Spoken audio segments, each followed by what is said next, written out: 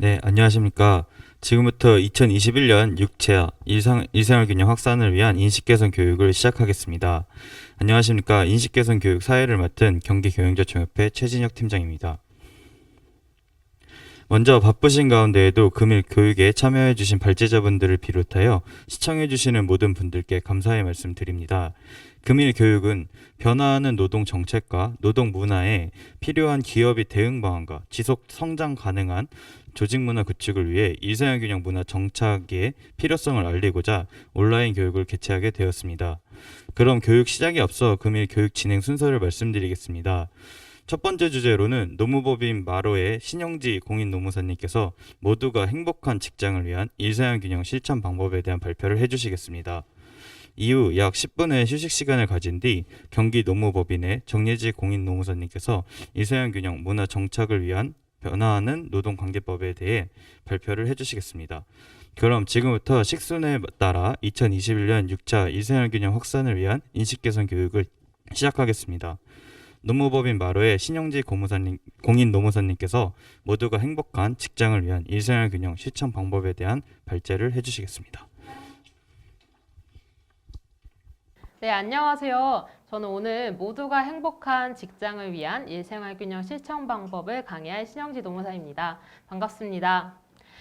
제가 오늘 이 자리에 오게 된 배경을 한번 말씀드려 보면은요. 현재 여성가족부에서 성별균형 포용성장 컨설팅을 수행하고 있거든요. 제가 공공기관이나 민간기업에서 일생활균형 향상을 위한 방안들을 한번 녹여서 오늘 강의 진행해 보도록 하겠습니다. 네, 제가 오늘 드릴 말씀이 이렇게 크게 네 꼭지입니다. 첫 번째는 뻔한 이야기일 수도 있지만요. 직장에서 일생활 균형과 양성평등이 왜 중요한지 한번 알아보도록 하겠습니다. 이게 또 담당자분들께서 체화가 돼야 실질적으로 이 일생활 균형을 위한 어떤 제도들 도입하실 수가 있거든요. 그리고 두 번째는 일생활균형, 인생활균형 이야기들이 나오는데 그럼 도대체 뭐가 안 지켜지고 있는지 뭐가 필요한지 한번 진단해보는 시간을 가져보도록 하겠습니다. 그리고 세 번째는 실제로 도입할 수 있는 어떤 방법들을 제가 설명을 드리고요. 그리고 네 번째로는 다른 회사들에서 하고 있는 방법들을 보더라도 우리 회사랑 조금 다르고 우리 회사에 필요한 그런 제도들이 있잖아요. 그런 제도를 어떻게 만들어서 실천까지 할 수 있는지 그런 방안 제가 한번 말씀드려 보도록 하겠습니다. 네, 우선 첫 번째 챕터입니다. 왜 직장에서 일생활 균형과 양성평등이 중요할까요? 일단 첫 번째, 일생활 균형이 지원되지 않으면은 직원의 만족도가 저하된다고 합니다. 그리고 두 번째로는 성별 불균형한 현상이 생기는데요. 우리 회사에서 임원분들, 관리자분들 주로 남성이실까요? 여성이실까요?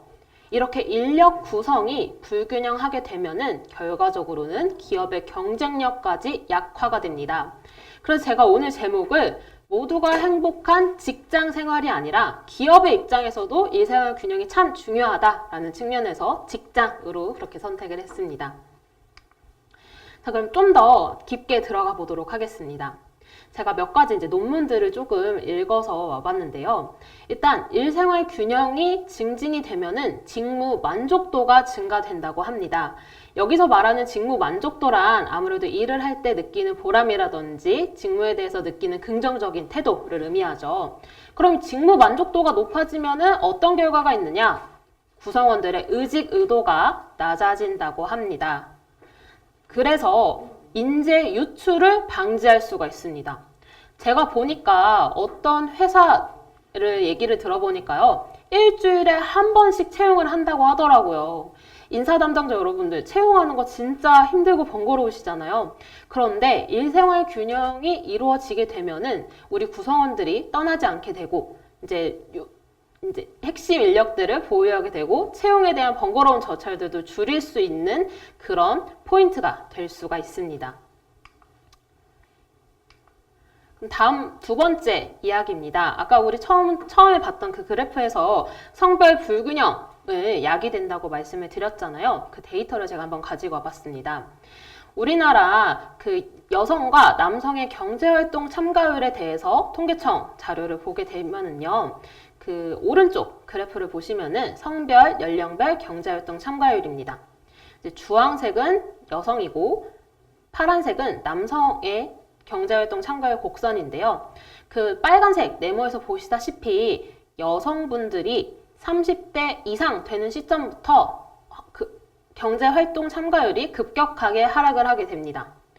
그리고 왼쪽 그래프를 보시면은 성별, 연령별 비정규직 비중인데요. 여성의 이제 비정규직 비중이 30대에서 39세부터 다시 이제 급등하는 모습을 볼 수가 있습니다. 어떤 것 같으세요? 30대 이상, 보통 여성들이 결혼을 하고 육아를 하는 그런 시기이죠. 그래서 보니까 여성분들은 혼인, 임신, 출산, 육아, 가족 돌봄 등을 이유로 경력이 단절되고 있다고 합니다. 그런 여성이 여전히 이제 35% 정도 되는 상황이고, 그래서 회사에서 일가정 양립 지원을 해주지 않게 된다면은 우리 회사의 유능한 여성 인재들이 경력 단절되는 그런 현상이 발생하게 됩니다. 그러다 보니까 고위직급으로 갈수록, 임원으로 갈수록 여성들이 적어지는 그런 현상을 우리가 맞이하고 있습니다. 그리고 경력 단절 시점에 대한 그래프를 한번 살펴보시면은요, 첫 출산 이전이 60% 정도로 굉장히 높습니다.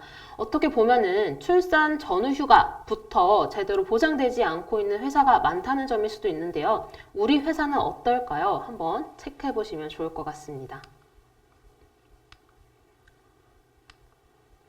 네, 그러면은 제가 처음에 그 장표에서 성별 불균형이 결국은 기업의 경쟁력 약화를 야기한다라고 말씀을 드렸는데요. 그럼 왜 그런 걸까요? 우선 여기 앞에 두 가지 그림을 가지고 제가 설명을 드리고자 합니다.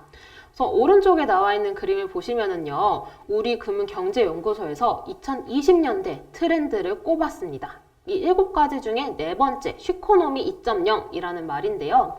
예전에는 이제 가정에서 커다란 물건들을 구매할 때 그거에 대한 결정권이 이제 집안 살림을 하는 여성들에게 있었다. 그래서 여성들의 관심을 끄는 것이 중요하다라였다면은 이제 2020년대에서는 여성들이 주 이제 소비층으로 자리를 잡게 된다는 점입니다. 그래서 여성 고객들의 니즈를 반영한 상품, 여성 고객들의 니즈를 반영한 마케팅이 앞으로도 점점 중요해진다고 말하고 있습니다.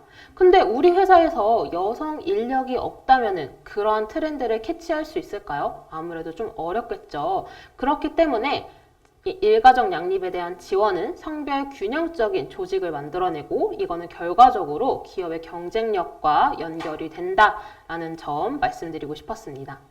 자, 그리고 왼쪽에서는 재무 성과 수준에 따른 성별 역할 분할인데요. 이게 무슨 뜻이냐? 이제 유명한 컨설팅 그룹 맥킨지에서 이제 여성들이 핵심 인력을 얼마나 갖고 있는지 여성 임원 중에 여성이 몇 명인지에 따라 구분을 해놨습니다. 그리고 그 회사들이 얼마나 이윤을 남기고 있는지 봤는데요. 여기 앞에 그림에서 보시다시피 빨간색, 핑크색 이 부분이 여성이 차지하는 포션이거든요. 그런데 오른쪽 상위 그룹으로 갈수록 여성 임원의 비율이 높고요. 여성이 핵심 직무에서 차지하는 비중이 높다는 걸 발견했습니다. 이거는 성별 균형적인 회사일수록 회사의 경쟁력 강화에도 도움이 된다라는 그런 자료입니다. 자, 또 말씀을 드려볼게요. 아까 그 맥킨지 그룹에서 이제 제가 차용한 그래프인데요. 경영진에서 성별이 다양할수록, 그러니까 남성도 있고 여성도 있고 어떤 한 특정 성이 이제 다 과반수 이상을 대표하지 않는다는 거겠죠. 이렇게 성별 다양할수록 경제적 이익 마진이 훨씬 더 높다라는 이런 연구 결과가 있습니다. 그리고 오른쪽에 보시면은요, ESG 관련 투자 자산 추이라는 그래프가 있는데요. 요즘 올해 ESG 투자가 굉장히 핫했죠. 환경과 사회 이슈, 지배 구조 이슈들을 반영해서 기업을 투자하는 하나의 관점인데요. 이 ESG 관련 투자 자산은 점점 더 늘어나고 있습니다. 그런데 이 ESG에서 무엇을 보느냐? 아래 그림 봐주시면은 사회 이슈에서 고객 만족, 그리고 데이터 보호뿐만 아니라 성별 및 다양성이 나와 있습니다. 그리고 밑에 하단에 보시면은 인권, 노동 기준 이런 것들이 있어서 일 생활에 대한 지원은 성별 다양성으로 경쟁력이 강화될 뿐만 아니라 기업의 측면에서 투자를 받는 데에서도 용이해져서 기업 경쟁력 강화에 보탬이 된다라는 점 정리해드리고 넘어가 보도록 하겠습니다. 자, 그리고 제가 지금까지는 구성원 개인 그리고 우리 회사 측면을 말씀을 드렸는데요. 조금 더 나아가서 국가 측면에서 한번 말씀을 드려보도록 할게요. 지금 이 왼쪽에 보이는 그래프는 골드만삭스에서 이제 위미노믹스라고 해서 여성들의 경제 참가율에 따라서 국가의 성장률을 분석한 그런 보고서입니다. 여기서 보니까 우리나라 같은 경우 여성의 고용률이 높아질수록 나라별 GDP 성장률에서 상위 세 번째를 차지했습니다. 14.4%나 더 성장할 수 있다라고 이야기가 되어 있고요. 그리고 오른쪽에 보시면은 국회 예산정책서에서 작성한 자료인데요. 요즘 고령 인구 해가지고 경제 활동 가능한 인구가 줄어들고 있다 이런 말들이 나오고 있는데요. 그런데 고령 인력을 노동 참여에 증가시키는 것만큼 여성 고용률을 증가시키는 것이 나라에도 굉장히 도움이 된다라는 이런 연구 자료가 있습니다. 네, 그래서 이제 성별 균형한 회사일수록 이제 회사의 경쟁력도 강화되고 이거에 대한 가장 기본적인 토대는 일생활 균형, 일가정 균형이라는 말씀을 드렸는데요. 제가 또 하나 논문 자료를 가지고 조금 요약을 말씀드려 보겠습니다. 이제 기혼 여성 근로자들을 대상으로 분석을 해봤는데요. 일가정 균형이 이루어질수록 직무 만족도가 높아지는데 이 둘 사이를 연결하는 매개 변수가 있습니다. 그게 바로 가족 친화 문화인데요.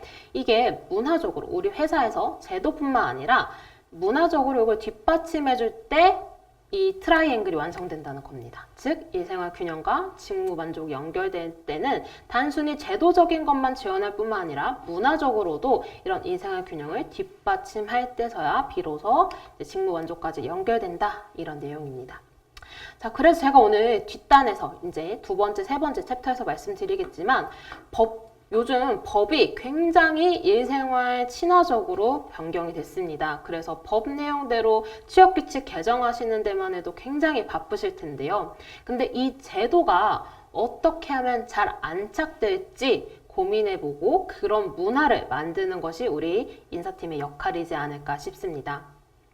그래서 앞에 보시다시피 여성 친화 기업 인증, 적극적 고용 조치, 유연 근로제, 반반찬 제도가 제도적으로 도입이 되어 있다고 하더라도 이걸 실제로 문화적으로 사용했을 때 불이익을 주거나 눈치를 주거나 하는 분위기라면 사용하지 못하겠죠. 그래서 이런 것들이 자유롭게 사용될 수 있는 조직 문화까지 만들어져야 합니다. 그러면 이런 의문 드실 것 같아요. 이런 제도 생기면 결국 여성만 좋아지는 거 아니에요? 양성평등한 거 맞나요? 라는 의문이 드실 텐데요.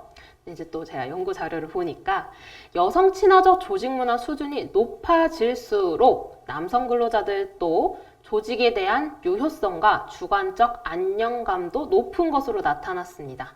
모든 근로자들이 직장과 가정생활에서 갈등이 감소해서 오히려 직장생활에 전념할 수 있었다고 합니다. 즉, 일생활 균형은 단순 여성 근로자분들 그리고 가정을 가진 분들만을 위한 그런 제도가 아니라 직원 개개인 만족도를 증대시키고 성별 균형, 다양성을 확보할 수 있고 더 나아가서 이것은 기업의 경쟁력에 강화가 되는 발판이며 네 번째로 더 나아가게 된다면 국가 경제 발전에 이바지하는 그런 이제 제도라고 정리를 할 수 있겠습니다. 그럼 저희가 지금까지 직장에서 일생활 균형과 양성평등이 왜 중요한지 말씀을 드렸는데요. 그럼 대체 일생활 균형이 뭐야? 라는 의문이 드실 것 같아요. 보니까 일생활 균형이 이렇게 크게 세 가지로 구분을 하고 있습니다. 첫 번째는 많이 알고 계시는 이 일가정 균형입니다. 육아휴직, 가족돌봄 휴가, 휴직 이런 부분들이죠. 그리고 두 번째는 일, 여가 균형입니다. 왜 저녁이 있는 삶, 그리고 저녁 이후에 4시간을 갖는 삶 이런 것들 요즘 굉장히 중요하잖아요. 이런 부분들. 그리고 세 번째는 일 성장 균형입니다. 일을 하면서 직원들이 단순히 소진되는 것 아니라 내 경력 개발을 할 수 있고 내가 더 일에서 효능감을 느낄 수 있도록 만드는 제도를 의미합니다. 그래서 오늘 제가 말씀드릴 주제는 일가정 균형과 일여가 균형 중심으로 말씀을 드려보도록 하겠습니다. 자, 이제 두 번째 챕터인데요. 우리 직장에서의 일생활 균형은 어떨까 한번 진단해보는 시간입니다. 제가 서울시 여성가족재단에서 이 일생활 지원에 대한 이제 체크할 수 있는 리스트가 있더라고요. 그래서 한번 준비해봤습니다. 여기는 하나 잠깐의 예시고요. 다음 페이지 넘어가 보시면은 앞에 이제 QR코드가 보이실 텐데 이거를 지금 핸드폰을 꺼내셔서 찍어가지고 한번 체크해 보시면 좋겠습니다. 점심 드시고 굉장히 피곤한 시간이시잖아요. 일방적으로 교육을 듣는 거는 굉장히 지루하실 테니까 한번 참여해 보셨으면 좋겠습니다. 제가 시간을 드리기 위해서 저도 지금 한번 같이 체크를 해보도록 하겠습니다. 문항은 그렇게 많지는 않습니다. 한 15개 문항 정도 되는데요. 같이 한번 나의 지금 일생활 균형은 어느 정도의 단계에 이르렀는지 같이 보도록 하겠습니다.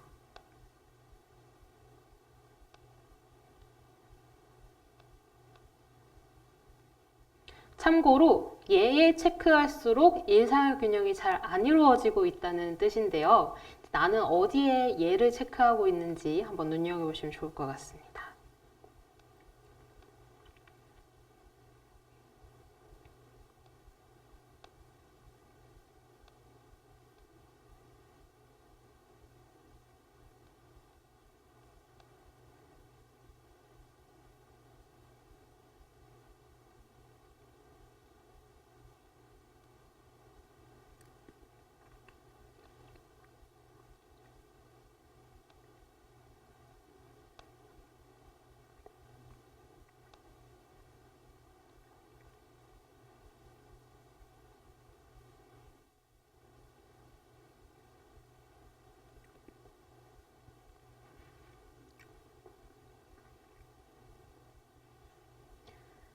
네, 제가 한 1분 정도 더 시간을 드리겠습니다. 저는 몇 번 해봐서 그런지 금방 끝나네요.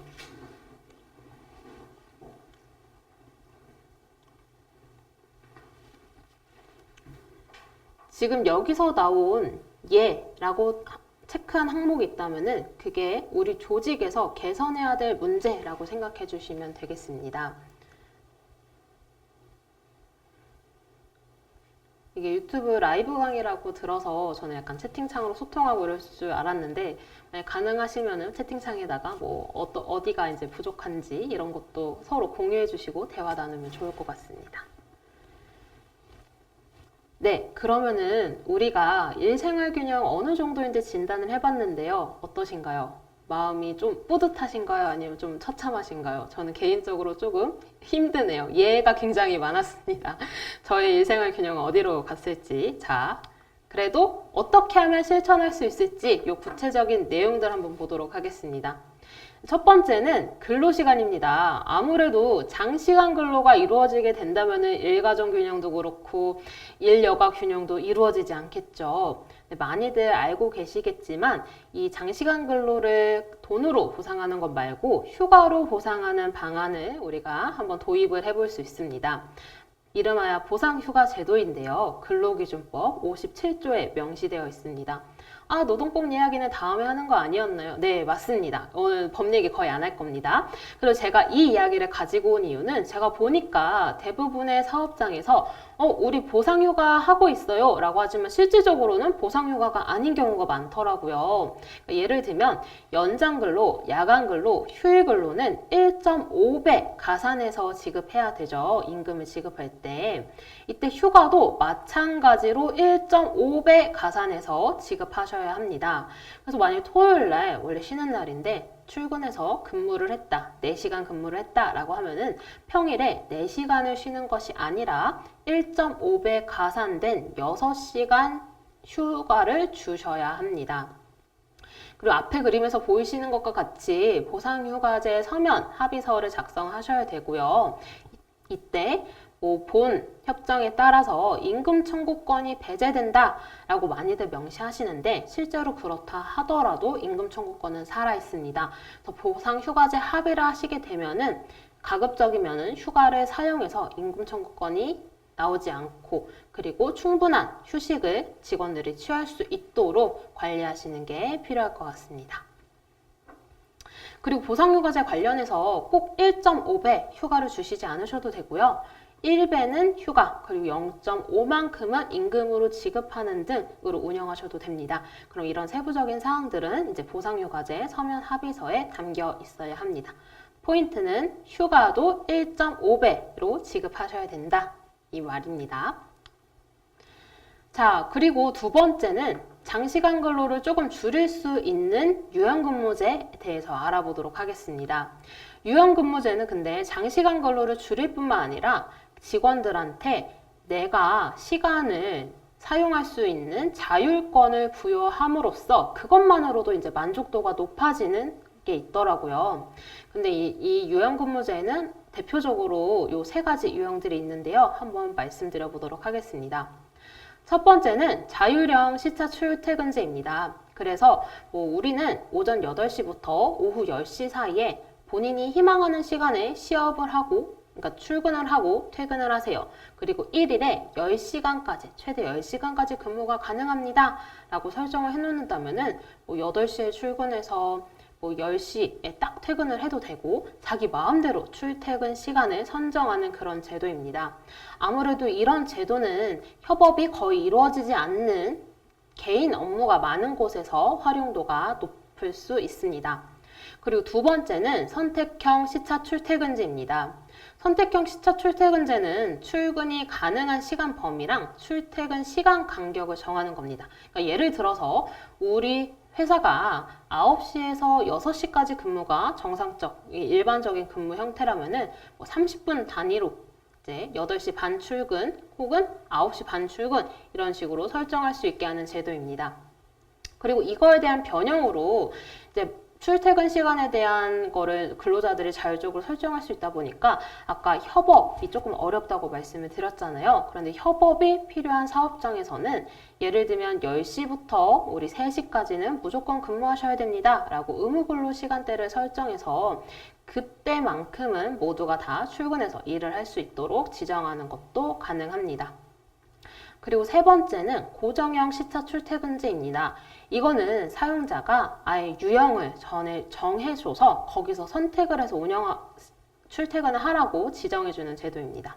그래서 보통은 7시, 4시, 그리고 8시, 5시, 9시, 6시, 10시, 7시 이런 유형 4가지를 제시하고 여기서 선택해서 활용을 해라 라고 말하고 있습니다. 이 내용은 너무나 많이들 사용하고 있는 거라서 잘 아실 것 같아요. 근데 많이 아직은 사용하고 안 하고 있지만 정말 직원들의 만족도가 높은 제도 제가 하나 소개드리려고 하는데요. 이 내용은 지금 우리 앞에 보시는 장표에는 없습니다. 어디다 메모하시거나 한번 조금 귀를 기울여 주시면 좋을 것 같습니다. 일단 재량 근로제인데요. 일에 대한 결정권이 재량을 갖고 있는 근로자들에게 사용할 수 있는 제도입니다. 그래서 콘텐츠 기업에서 PD라든지 디자이너라든지 혹은 연구소의 연구직들을 대상으로 할 수 있는 제도인데요. 이런 분들은 우리가 일주일에 40시간 근무한 걸로 간주하자라고 하게 되면은 어떻게 근무하던지 40시간 일한 걸로 간주하게 됩니다. 이때 중요한 점은 출근과 퇴근 시간을 사용자한테 지휘감독 받지 않습니다.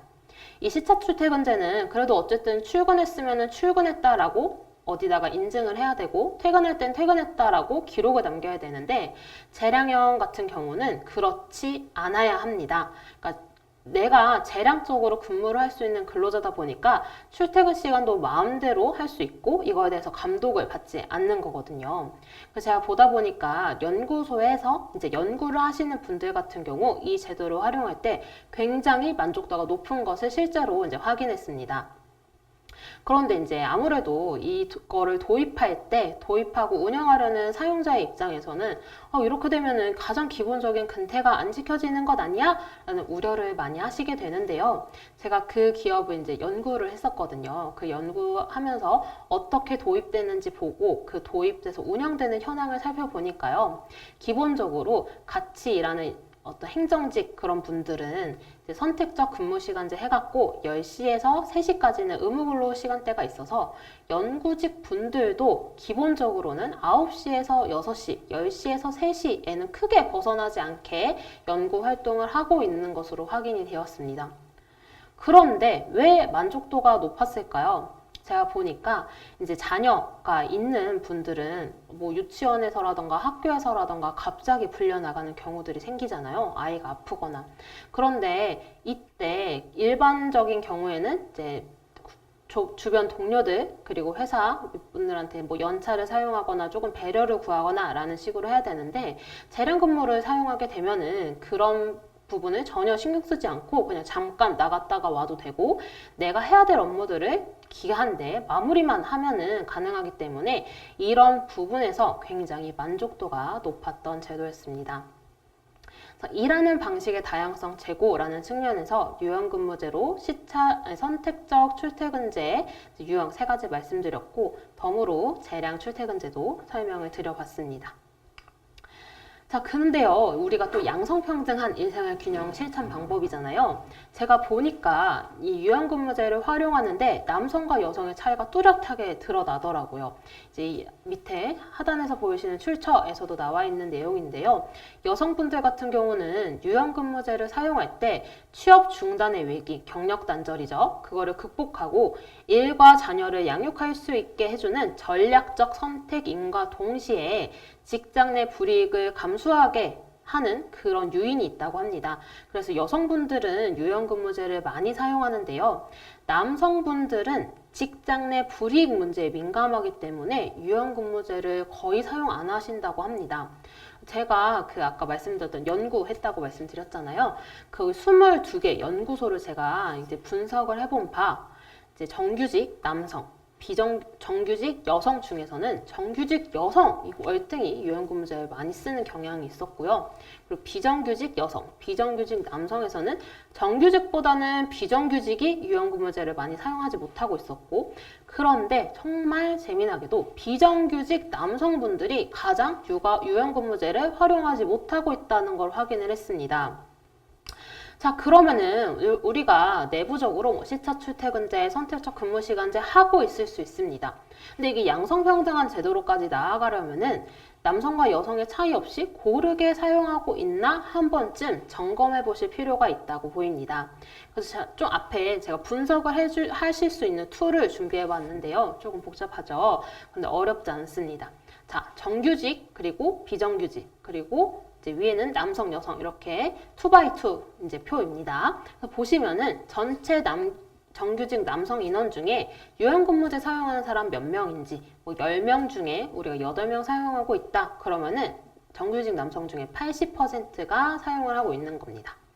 비정규직 가볼게요. 비정규직 남성 인원 20명이라고 해보겠습니다. 이 중에서 유연근무제 사용 중인 인원이 2명이다 라고 해볼게요. 그럼 10%죠. 그래서 밑에 비율 비교 보시면은 이제 지금 제가 예시로는 정규직 여성, 정규직 남성 이렇게 비교를 해봤지만 아까 우리 봤던 정규직 남성 정규직 남성 80% 그리고 비정규직 남성 10%로 비교를 하면은 한 8분의 1 정도 수준, 한 16% 정도 나오게 되죠. 이렇게 된다면은 정규직에 비해서 비정규직 남성이 유연근무제를 많이 활용하지 못하고 있다라고 볼 수 있습니다. 그래서 이렇게 비교를 다 해보시는데요. 그 평가를 할 수 있는 기준이 있습니다. 일단 80%에서 100% 사이가 적정 수준이라고 보고 있습니다. 그래서 남성, 여성, 비정규직, 정규직 간에서 사용 비율이 80%에서 100% 사이면은 그냥 크게 차이가 없구나 라고 보시면 되는데요. 만약에 80% 미만이다, 아까처럼 16% 이렇게 나온다 라고 하면은 비정규직 남성이 이 사용을 많이 못하고 있구나 라고 하고 그 원인을 한번 파악해 보시는 게 필요합니다. 근데 반대로 아까 보셨다시피 위에 분모가 여성이었죠. 여성을 두고 분자를 남성으로 했을 때 만약 100%가 넘어간다 라고 하면은 여성이 남성에 비해 유형근무제 사용이 저조하기 때문에 요건 역시도 원인 파악이 필요합니다. 근데 뭐 연구해보셨다고 하니까요, 노무사님이 왜 어떤 원인인지 말씀해 주세요 라고 궁금하실 것 같아서 제가 보니까 이제 유형근무제 사용했을 때 불이익이 굉장히 우려되는 점이 남성분들한테는 컸습니다. 그리고 문화적으로도 이제 유형근무제 혹은 연차를 쓴다고 하면은 상급자분들이 집에 무슨 좋은 일이 있나 봐? 라고 한 번쯤 왜 사용하는 거야? 사유를 물어보신다고 하더라고요. 이런 암묵적으로 남성분들이 유형근무제를 사용할 때 뭔가 저지하는 분위기, 그런 것들이 이제 사용을 저해한다라고 파악이 되었습니다.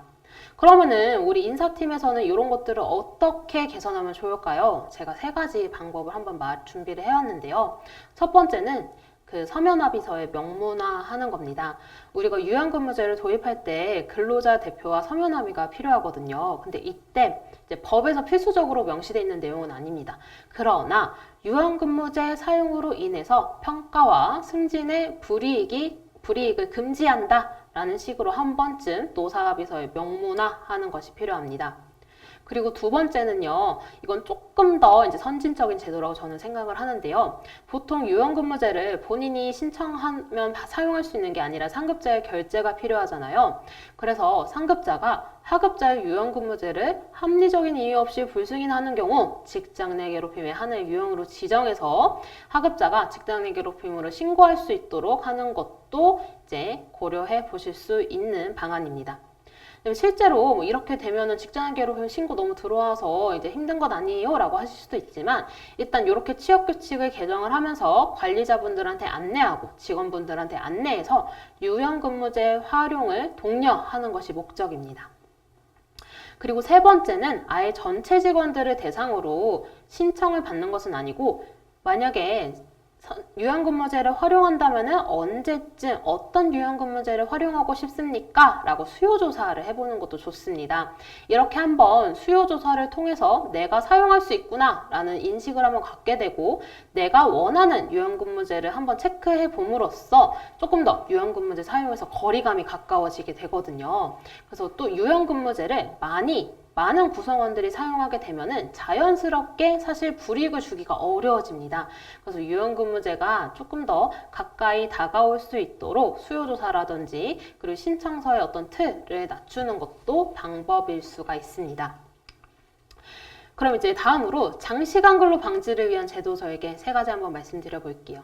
이 부분 너무 잘 아실 텐데 매주 수요일 혹은 제가 보니까 매주 수요일, 금요일 2날을 지정해서 정시퇴근하는 날이 있더라고요. 그리고 야근 지향, 정시퇴근 독려하는 캠페인이 있었습니다. 근데 사실 이런 캠페인이 있다고 하더라도 제가 컨설팅하면서 인터뷰해보면은 막 부바부예요 이런 말씀들 해주세요. 부서장님마다 다릅니다 라고 하시거든요. 그래서 제일 보니까 부서장님이 한 5시 40분에 퇴근하면 제일 좋다 이런 말씀이 있더라고요. 그래서 우리 경영진 또는 인사팀 측에서 관리자분들한테 일찍 퇴근하셔라 라고 안내하는 것도 조금 좋은 방법일 수 있을 것 같습니다. 그리고 컴퓨터 셧다운, 연장근로의 사전 승인제 같은 걸 통해서 불필요한 연장근로를 막을 수가 있습니다. 그래서 제가 앞에 이제 조금 성공적으로 운영하고 있는 회사 사례를 준비해 봤는데요. 여기서 좀 괄목할 만한 포인트는 2번째랑 3번째 꼭지입니다. 2번째는 팀장님들을 대상으로 교육하는 것. 아까 제가 말씀드렸죠. 우리가 이제 정시 출퇴근 이런 제도 하더라도 막상 팀장님들이 안 가면은 이제 어렵다. 그러니까 팀장님들 중심으로 일단 교육을 하는 게 굉장히 중요합니다. 그리고 3번째는 이 111 프로그램이라고 해서 회의 자료는 1일 전에, 회의는 1시간 이내, 그리고 회의 결과는 1일 이내 공유하는 문화를 만들었다는 게 굉장히 또 쉽게 접목해 보실 수 있을 것 같아서 가지고 와봤습니다. 하나 예시로는 이제 뭐 구글이라든지 IT 기업 쪽에서 제가 회의 방법을 보다 보니까요. 일단은 무조건 PPT가 아니라 그냥 서면으로 시나리오 쓰듯이 회의 자료를 준비한다고 합니다. 그렇게 6페이지 이내로 준비를 한 다음에 1일 전에 공유를 한대요. 그리고 회의에 참석하는 사람들은 모두 다 참석 전에 그 자료를 읽고 와야 한답니다. 그런데 막 일이 바쁘고 하다 보면은 뭐 3일 전에 읽고 회의 때는 까먹을 수도 있잖아요. 그래서 회의를 시작하게 되면은 다들 아무 말도 안 하고 한 10분에서 15분 정도 본인이 읽었던 자료들을 다시 리마인드 하는 시간을 갖고 그 다음에 회의를 한다고 합니다. 그러다가 보니까 아무래도 불필요한 내용들은 줄어들고 회의를 효율적으로 운영할 수 있었다라는 그런 사례가 있습니다. 그런데 요거의 또 가장 포인트는 보고를 받거나 회의를 결정을 주재하시는 분, 우리 상급자 분들의 이제 인식도 바뀌어야 되는 거죠. 그래서 3번을 도입하실 때 두 번째 팀장님들에 관한 교육도 반드시 이루어져야 한다는 점 강조드리면서 넘어가 보도록 하겠습니다. 자, 이제는 육아휴직 등 사용 현황으로 한번 넘어가 보겠습니다. 이제는 일가정 균형에 대한 측면인데요. 제가 작년도에 이제 20년도에 육아휴직 사용된 현황을 고용노동부에서 찾아와 보니까요. 20년도에 육아휴직 신청한 사람 중에 4명 중 1명은 남성분이었다고 합니다. 이것도 한번 인사팀에서는 체크해 보실 수 있는 게 작년도 혹은 올해 우리 회사에서 육아휴직 신청한 사람 중에 남성은 있었나? 남성과 여성의 비율은 어땠나? 우리가 평균보다 높나 낮나? 이런 걸 체크해 보시면 좋을 것 같습니다. 그리고 20년도에 평균 육아휴직 사용 기간은 9.4개월이었다고 합니다. 그럼 여성분들은 보통 출산 전후휴가랑 육아휴직 붙여 쓰시니까 1년 3개월 정도 사용하시잖아요. 네, 그럼 남성분들은 사용하면 6개월 정도 사용했다. 뭐 이렇게 짐작해 보실 수 있을 것 같습니다. 그리고 육아휴직을 우리 보통 언제 사용하느냐? 자녀 생후 6개월 이내에 많이들 사용하고요. 그 다음으로는 초등학교 입학기 7살에서 8살 요 사이에 많이 사용을 한다고 합니다. 그럼 우리는 이거 보고 어떤 거를 캐치해야 될까요? 우리 구성원 중에 요 정도 연령대 자녀가 있는 직원들은 육아휴직을 사용할 수 있겠구나 라고 짐작을 하시고 인력계획 수립하실 때 반영하시면 좋을 것 같습니다. 그리고 요즘에는 육아휴직뿐만 아니라 육아기 단축근로도 많이들 사용하게 됐는데요. 두 번째 시간에서 보시겠지만 육아기 단축근로가 또 많이 확대가 됐습니다. 그래서 어느 정도로 사용했는지 보니까 육아기 단축근로는 2세 자녀를 대상으로 사용한 경우가 가장 많았고, 그리고 7세, 8세, 이제 초등학교 입학하는 시기죠. 이때 아무래도 좀 학교에서 빨리 끝나다 보니까 방과 후에 돌봄이 좀 공백이 커서 이때들 많이 사용을 하십니다. 그러면은 또 인사 담당자 입장에서 이때 업무 공백을 어떻게 메울 것인가를 고민해 주시면 좋을 것 같습니다. 자, 그런데 육아휴직을 아직까지 많이 사용하지 못하시는 분들이 많죠. 그런 회사도 많고, 그리고 제가 이제 컨설팅 하러 나가보면은 젊은 남성분들은 남성이 육아휴직 사용할 수 있다는 것 자체를 모르고 계세요. 그래서 어떻게 보면은 양성평등한 일생활 균형 실천 방법, 거대한 건 아니더라도 우리 법에서 이런 것들을 보장하고 있습니다 라고 직원들한테 알리는 것만으로도 큰 시작이 될 수 있습니다. 그럼 이제 왜 부담되는가 한번 보도록 할 텐데요. 일단 동료 근로자들의 업무가 부담이 되고 근로자가 적어서 사용하기 힘들고 개별 고유 업무로 어렵다. 그리고 소득 감소가 우려된다. 대체 인력 채용이 gon란하다. 이렇게 크게 5가지 꼭지가 잡혔는데요. 이 중에 4가지는 이제 대체 인력을 구인하기 힘들다가 가장 큰 요인일 것 같습니다. 그래서 남성분들의 육아휴직, 그리고 우리 회사가 육아휴직을 잘 못 쓴다면은 육아휴직 활성화를 위해서 해야 되는 방안, 대체 인력을 잘 구하는 것만으로도 육아휴직을 좀 활성화시킬 수가 있습니다. 그럼 육아휴직을 활성화시키고 대체 인력을 구하려면은 인사팀 입장에서는 충분한 시간이 있어야 되겠죠. 그래서 사전 신고제 또는 정기적인 수요 조사를 통해서 언제쯤 몇 명이 육아휴직을 갈지 파악하는 게 중요합니다. 사전 신고제 같은 경우는 일반적으로 3개월 전에 이제 신고를 받고 대체 인력 구인 공고를 내고 하는 방식으로 진행이 되는데요. 만약에 우리 회사에서 채용을 하는데 뭐 1개월 정도 걸린다. 그럼 1개월 전에 사전 신고를 받으셔도 됩니다. 그리고 사전 신고를 받을 때는 언제쯤 이제 출산 전후 휴가나 육아휴직을 시작할 건지, 그리고 그때 몇 개월 정도 갈 건지 이런 사항들을 파악을 해야겠죠. 그런데 만약에 이렇게 한 명 한 명 신고받는 게 너무 어렵다. 우리 회사 인원수가 많다라고 하면은 매년 6월, 12월 한 1년에 2번 정도 육아휴직을 언제쯤 갈 건지 사전에 조사를 해보셔서 인력계획 수립하는 것이 필요합니다. 자, 그리고 육아휴직 활성화할 수 있는 방안 중에 하나는 자동 육아휴직제입니다. 많이들 여성분들은 자동 육아휴직제를 도입하고 있는 회사가 많습니다. 출산 전후 휴가 개시 후에 별도의 신청 없이 바로 자동으로 육아휴직 전환되는 제도인데요. 저는 조금 특이하게 남성 자동 육아휴직제로 오늘 말씀드려보고자 합니다. 다들 많이 아시겠지만 롯데 그룹사에서 이거를 시행하고 있죠. 그래서 배우자 출산휴가 마지막 일자를 기점으로 이제 1개월간 자동 육아휴직 전환하는 방법을 고려해 볼 수 있을 것 같습니다. 롯데그룹도 처음에는 1개월간 진행하다가 이제 점차적으로 늘어나서 지금은 3개월인데요. 우리 회사에서도 이제 처음에는 1개월 해보고 상황에 맞게 단계적으로 확대해 보실 수 있을 것 같습니다. 그래서 남성 육아휴직을 사용하신 분들의 배우자의 만족도 조사를 이제 롯데그룹에서 했더라고요. 제가 보니까 엄청나게 실질적인 도움이 되었다. 91% 압도적이죠. 그리고 가사분담 시간도 2.4배 이상 증가했고요. 그리고 육아휴직이 자녀에게 긍정적인 영향을 끼쳤다. 또 거의 90%가 응답을 했습니다. 자연스럽게 가정 내에서의 갈등이 줄어들었겠죠. 그리고 우리 처음에 보셨던 그 중요성 기억나시나요? 거기서 가정에서의 갈등이 감소하고 직무 만족도가 증가될 수 있다는 것, 그거를 실증적으로 보여주는 사례일 것 같습니다.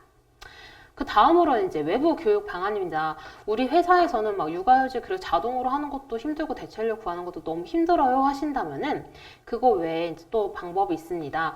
우리 회사에서 그래도 나의 가족, 내 어떤 생활을 걱정해주고 염려해주는구나, 챙겨주는구나 라는 거를 인식시켜주는 것도 굉장히 중요한 측면이거든요.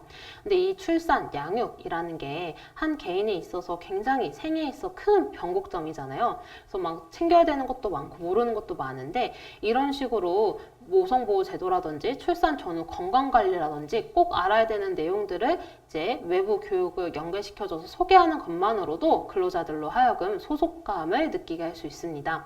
보시면 여성가족부 홈페이지나 고용노동부에서 이제 아래 내용들을 이제 교육을 하고 있습니다.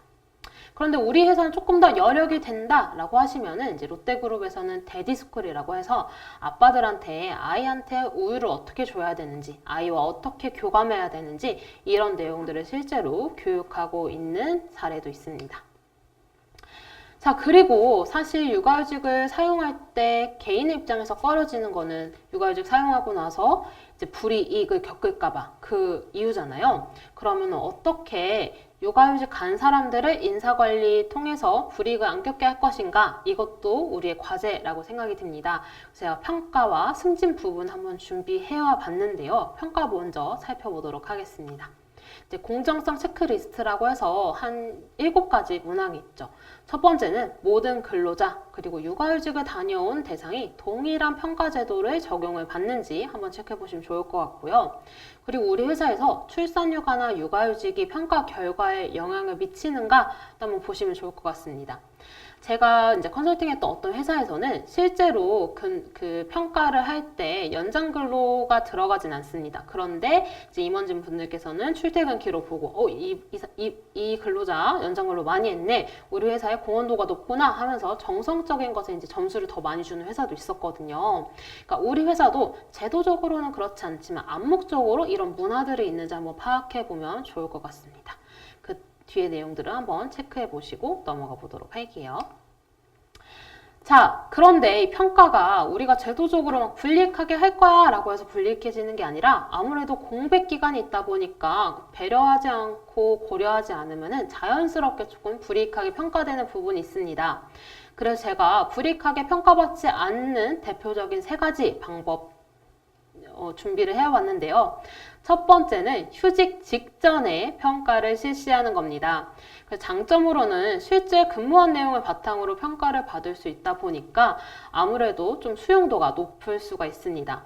하지만 휴직 개시 시점에 따라 평가 결과가 달라지는 직무일 때는 오히려 불이익할 수가 있습니다. 예를 들어서 우리는 연말에 4성과가 나는 그런 직무인데 연초에 육아휴직을 가게 된다. 그러면 당연하게 이제 불이익한 어떤 평가를 받을 수밖에 없겠죠. 그래서 해당 직무, 우리 회사의 특성들을 고려하셔서 도입을 해주셔야 됩니다. 두 번째는 많이들 시행하고 있는 제도입니다. 중간 점수를 강제로 부여하거나 또는 평균 점수를 부여하는 제도입니다. 우선은 중간 점수를 부여하기 때문에 최소한 육아휴직자가 불이익을 받진 않습니다. 다만 상대평가를 실시하는 경우에는 나는 열심히 일했는데 육아휴직한 사람보다 점수가 낮네, 이런 역차별의 이슈가 발생할 수 있습니다. 그리고 세 번째는 휴직 전후 기간을 평균해서 부여하는 겁니다. 아까 앞서서는 휴직 직전에 실시하는 거였는데 세 번째는 휴직 전 그리고 휴직 다녀오고 나서 이 기간에 대해서 이제 평균적으로 부여하는 건데요. 실제로 근무한 내용을 바탕으로 평가할 수 있다는 장점이 있는 반면 어떤 일련의 과정이 중요한 직무의 경우에는 정확한 평가가 어려울 수 있습니다. 연구직 같은 경우는 그럴 수 있겠죠. 그리고 제가 추가적으로 이 장표에는 안 나와 있지만 활용해 보실 수 있는 제도 네 번째 말씀드리려고 합니다. 평가를 유예하는 방식인데요. 육아휴직을 사용하지 않았더라도 만 8세 미만의 자녀가 있다면 자녀 1인당 1회 혹은 2회까지 평가를 유예할 수 있는 제도를 도입해 보실 수도 있습니다. 사실 휴직 전에 출산 중일 때도 업무에 조금 몰입하기 힘든 점도 있고 복직을 하고 나서도 업무에 적응하느라 제대로 된 퍼포먼스를 못 내는 경우도 있잖아요. 이럴 때 그런 근로자들을 배려해주는 측면에서 본인이 선택해서 한 1회에서 2회 정도는 평가를 유예할 수 있는 제도도 고려해 보실 수 있습니다. 이 지점이 굉장히 중요한 게요. 요즘에 여성 근로자분들이 경력 단절을 겪지 않더라도 육아휴직 사용으로 인해서 평가에 어떤 저조한 평가를 받게 되고 그러면서 자연스럽게 승진에서 밀려나게 되고 그러면서 중요한 점은 회사에 대한 어떤 몰입도 그리고 충성심 이런 거를 잃게 되더라고요. 자연스럽게 나는 양육에 조금 더 힘을 써야지 이런 식으로 변해가는 거를 제가 인터뷰를 통해서 확인했기 때문에 우리가 여성 인력들을 유능한 인력들을 계속해서 보유하고 역량을 키워나가려면은 이런 육아휴직, 양육 부분에 있어서도 배려를 해주는 것이 굉장히 중요하다라는 점 강조드려보겠습니다. 그 다음은 승진입니다. 이제 승진은 육아휴직 기간을 산입하는가 이 부분 한번 체크해 주시면 좋을 것 같고요. 그리고 두 번째는 조금 센세이셔널 할 수도 있습니다. 육아휴직자를 승진 대상자에서 혹시 제외시키고 있진 않으신가요? 근데 법적으로 제외된다 이런 말은 없습니다. 우리 회사 내규적으로 정할 수 있거든요. 육아휴직자도 승진 대상에서 포함시키고 또 승진을 시킬 수가 있습니다. 그리고 세 번째, 이것도 한번 체크해 보시면 좋을 것 같습니다. 특정 성에게 승진 기회를 전혀 부여하지 않거나 혹은 특정 성은 일정 직급 이상으로 승진할 수 없도록 하는가 이런 암묵적인 관행이 있는지 한번 보면 좋을 것 같습니다. 제가 보니까 이제 다른 회사들 얘기를 들어보면은 부장급 이상 승진할 때는 여성은 꼭 한 명만 포함되게끔 한다. 그러니까 2명, 3명 인력이 있어도 한 명만 포함되게끔 한다. 이런 식의 것들도 봤거든요. 우리 회사에 이런 관행이 있는지 한번 보고 이런 것들을 없애려는 어떤 노력들이 필요할 것 같습니다. 그리고 마지막 칸에 보시면은요, 승진 심사위원의 성비가 특정 성에 집중되어 있지 않은가 이 부분도 한번 확인해 보시면 좋은데요. 일단 우리 승진 평가라는 게 다 정량적으로 이루어질 수는 없잖아요. 정성적인 부분들도 많은데 아무래도 특정 성에 많이 심사위원으로 구성이 되어 있다면은 어떤 일부 성이 조금 불이익한 평가를 받을 수 있겠죠. 그래서 성별 균형에서 중요한 부분은 이 단순히 우리 구성원은 절반 이상이 여성이다 이런 게 아니라 관리자급에서도 남성 여성이 고루고루 분포되어 있는 것이 굉장히 중요합니다. 그래서 제가 아까 살짝 말씀드렸는데 질문 하나 드려볼게요. 육아휴직 중에 승진 대상자에 포함이 되고 더 나아가서 승진할 수 있다면 어떠신가요? 좀 반감이 드시나요? 아니면 좀 긍정적으로 느껴지시나요? 제가 컨설팅하면서 실제로 봤던 회사인데요. 승진 대상자에 포함시키고 승진도 할 수 있었습니다. 근데 이거에 대해서 아니 휴직한 사람인데 조직에 대한 충성도가 낮다고 볼 수 있을 텐데 어떻게 승진을 시키지? 라는 의문도 있었는데 저는 이 말을 우리가 한번 비틀어서 다시 봐야 될 것 같습니다. 승진이라면 관리자급 이상으로인데 업무 능력 외에도 어떤 동기부여 능력이라든지 커뮤니케이션 능력 이런 것도 굉장히 중요하겠죠. 그리고 법에서는 육아휴직 기간을 재직 중으로 보고 있는데 우리가 왜 이거를 승진에서 배제해야 하는지 어떻게 보면은 회사에 출근하지 않고 출근하고 일생활 균형을 지키려고 하는 게 회사의 어떤 이익을 저해하는데 일조하고 있지 않나라는 그런 부정적인 시선을 갖고 있는 거는 아닌지 한번 점검해 보시면 좋을 것 같습니다.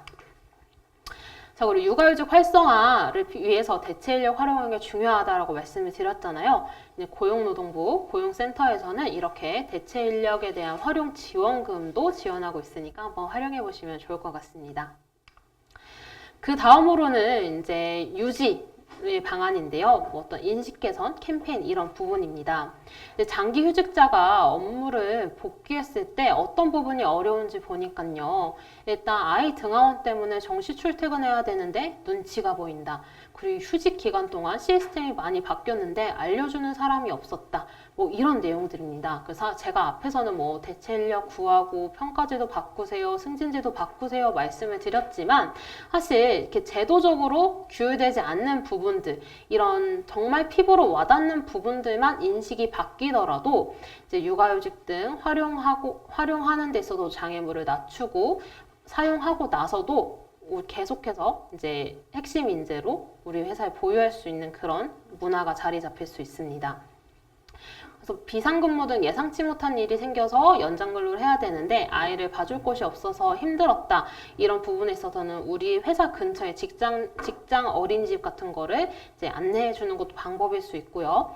그리고 회식이나 행사 이런 것도 저녁에 하기보다는 점심에 하는 것을 권고하고, 그리고 오랜만에 일을 하는 거라서 업무 적응할 수 있는 시간이 주어졌으면 좋겠다라는 응답도 있었습니다.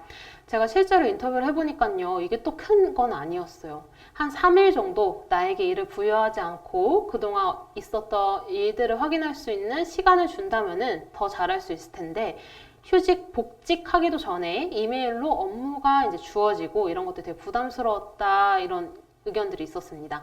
그래서 막 커다란 제도를 뭔가 도입하다기보다는 그냥 우리 암묵적으로 복직한 사람한테는 하루 3일 정도 업무 히스토리를 파악할 수 있는 시간을 주는 것도 방법일 수 있습니다. 자, 그리고 이렇게 우리가 챙겨주게 된다면은요, 직원분들이 어떤 감정을 느꼈느냐, 임신한 직원도 조직에서 관심 갖고 챙겨준다는 느낌을 받아서 소속감이 높아졌다고 합니다. 그리고 교육을 많이 실시하게 되면은 이제 업무 적응에 도움이 됐다라는 말이 있었고요. 그리고 이제 아이 양육을 해야 되는 입장에서는 일과 가정 어느 양쪽의 역할도 완벽히 소화하지 못해서 자괴감을 느끼고 굉장히 심리적으로 힘들어하는 분들이 많았습니다. 근데 이런 거를 어떤 독려하는 제도를 통해서도 이제 우리 구성원을 심리적 안정을 찾아줄 수 있고, 또 복직자들을 대상으로 뭐 일주일에 한 번, 한 달에 한 번, 분기별로 한 번 간담회를 통해서 그냥 같은 입장 가진 사람들끼리 이야기할 수 있는 시간만 주더라도 좀 보탬이 된다라는 의견들이 있었습니다. 자, 그래서 아까 말씀드렸다시피 유연근무, 육아시간, 정시퇴근 독려하는 어떤 우리만의 선언문을 만들어 보는 것도 방법이 될 수 있습니다. 그리고 복직하고 나서요, 아까 업무 적응 시간 부여한다고 말씀드렸잖아요. 그런데 이때 부서장 통해서 상담하는 것도 해볼 수 있지만, 인사팀에서 휴직 기간 동안 어려움은 없었는지, 그리고 복직 통해서 예상되는 어려움은 없었는지 파악을 하고 우리 회사에서 지원해 줄 수 있는 제도들을 만들어 나가는 것도 한번 도입을 고려해 보실 수 있을 것 같습니다.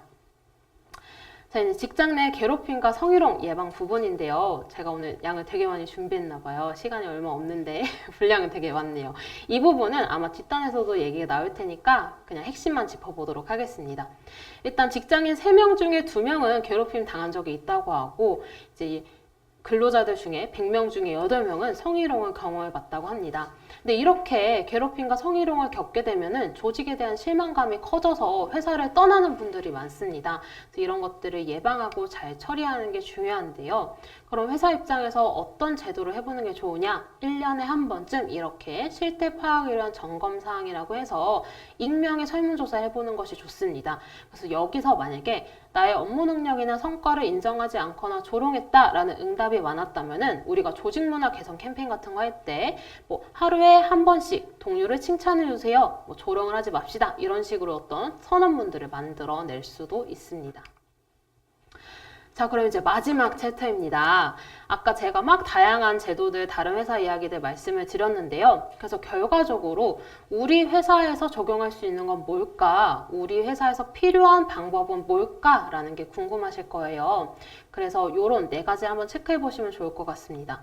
일단 소통기구가 있나요? 그리고 노사협의회 위원 중에 남녀 성비는 혹시 어떻게 되실까요? 그리고 더 나아가서 세대 성비는 혹시 어떻게 될까요? 우리 저직급 젊은 남성 여성 직원분들도 위원으로 참여를 하고 있을까요? 노동조합도 마찬가지입니다. 그리고 네 번째, 여성협의회가 별도로 혹시 있으실까요? 그러니까 우리 회사에서 보통 저직급 분들의 의견이 잘 반영되지 않는 경향이 있습니다. 그래서 노사협의회나 노동조합에서 이제 저직급 직원분들을 대표자로 내세우거나 혹시 그게 어렵다면은 별도로 소통기구를 만들어서 그분들의 의사를 들어보고 반영하는 게 필요할 수 있습니다. 그래서 뒤에는 다른 기업의 사례들인데요. 이제 GS 리테일 같은 경우는 현장에 나가서 영업하시는 분들 어떤 애로사항을 듣는 방안도 있고요. 그리고 삼성전기에서는 아예 노사협의회 내에서 우먼 보드를 해가지고 여성분들의 의견을 직접적으로 받는 기구도 있고요. 그리고 한국전력거래소 같은 데에서는 이제 여성 이사회라고 별도로 설치를 해서 이제 이사회에서 남성 중심으로 이루어져 있기 때문에 간이로 여성 이사회를 열어서 거기서 의견을 반영해서 간접적으로 이사회에 이제 전달하는 방식으로도 운영을 하고 있습니다. 자, 이렇게 제가 오늘 준비한 강의는 마무리가 됐는데요. 아마 질문 없으실 것 같아가지고 바로 종료를 해보도록 하겠습니다. 우리 일생활 균형 확산을 위한 인식 개선 교육이었는데요. 우리 회사에서 적용할 수 있는 제도 하나 이상씩은 가지고 접목해 보셨으면 좋겠습니다. 긴 시간 강의 들어주셔서 감사합니다. 발표해주신 신영지 공인노무사님께 마음으로나마 큰 박수 부탁드리겠습니다. 다음으로 10분간 휴식 시간을 가진 뒤 일사형균형 문화 정착을 위한 변화하는 노동관계법에 대한 주제로 경기 노무법인의 정예지 공인노무사님께서 발표해 주시겠습니다. 안녕하세요. 경기노무법인의 정예지 노무사입니다. 오늘은 2022년 인사관리 대응을 위한 노동법 교육에 대해서 준비를 해왔고요. 강의 순서는 최근 노동환경 공유에 대해서 이런 최근에 어떤 이슈들이 발생했는지에 대해서 말씀을 드리고, 두 번째로는 주요 이슈별로 어떻게 사업장에서 대응을 하실 수 있는지 대응 방안을 중심으로 말씀드리도록 하겠습니다. 네, 먼저 첫 번째로 말씀드릴 내용은 최근 노동환경 공유에 대한 사항입니다. 먼저 보시다시피 표와 같이 노동법은 정말 자주 변경이 됩니다. 법 개정도 많고요. 고용노동부나 판례의 어떤 입장의 변화도 수시로 발생하고 있습니다. 보시다시피 근로기준법 제60조나 그리고 최저임금법, 그리고 직장 내 괴롭힘에 관한 사항, 이런 것들이 굉장히 많이 최근에 주요한 법의 개정 사항이었는데요. 먼저 빨간 글씨로 된 거를 하나씩 설명을 드리면요. 근로기준법 제60조 연차유급휴가에 관한 사항입니다. 연차유급휴가에 관한 사항은 2017년, 2020년, 그리고 최근에 대법원 판례까지 해서 계속해서 법이 개정되고 또 해석이 달리 적용이 되고 있습니다. 이러한 사항에 대해서 뒤에서 조금 더 자세히 살펴보도록 하겠습니다. 그리고 최저임금법에 관한 사항인데요. 최저임금은 당연히 매년 인상이 되죠. 그런데 최저임금법과 관련해서 매월 정기상여금과 그리고 복리후생비의 산입 비율도 조금씩 변경이 되고 있는 점, 이거에 대해서도 참고해 주시면 좋겠습니다. 그리고 최근에 직장 내 괴롭힘과 관련해서 이슈들이 굉장히 많으실 텐데요. 직장 내 괴롭힘 금지와 관련된 법령이 제정된 이후에 점차 강화되고 있는 직장 내 괴롭힘 금지에 관한 사항들, 이런 것들도 함께 살펴보도록 하겠습니다. 노동법은 정말 맨날 바뀐다고 앞에서도 말씀드렸는데요. 이 보도 설명 자료를 보시면 고용노동부에서 배포한 자료입니다. 연차유급휴가 관련 고용노동부의 행정해석에서는 아직까지도 그 입장이 변경되지 않은 채 만 1년을 근무하고 퇴사하신 경우에 26개의 연차휴가를 지급해야 한다라는 입장을 고수하고 있습니다. 그런데 많이 들어보셨을 텐데요. 최근에 10월 14일자로 대법원은 1년만 근무한 계약직 근로자의 경우에는 연차유급 휴가가 26개가 아니라 11개다라고 판단을 한 바 있습니다. 굉장히 현장에서는 혼란이 많으실 걸로 생각이 돼요. 그렇기 때문에 뒤에서 이 연차유급 휴가에 관한 사항은 한 번 더 꼼꼼하게 정리를 해보도록 하겠습니다.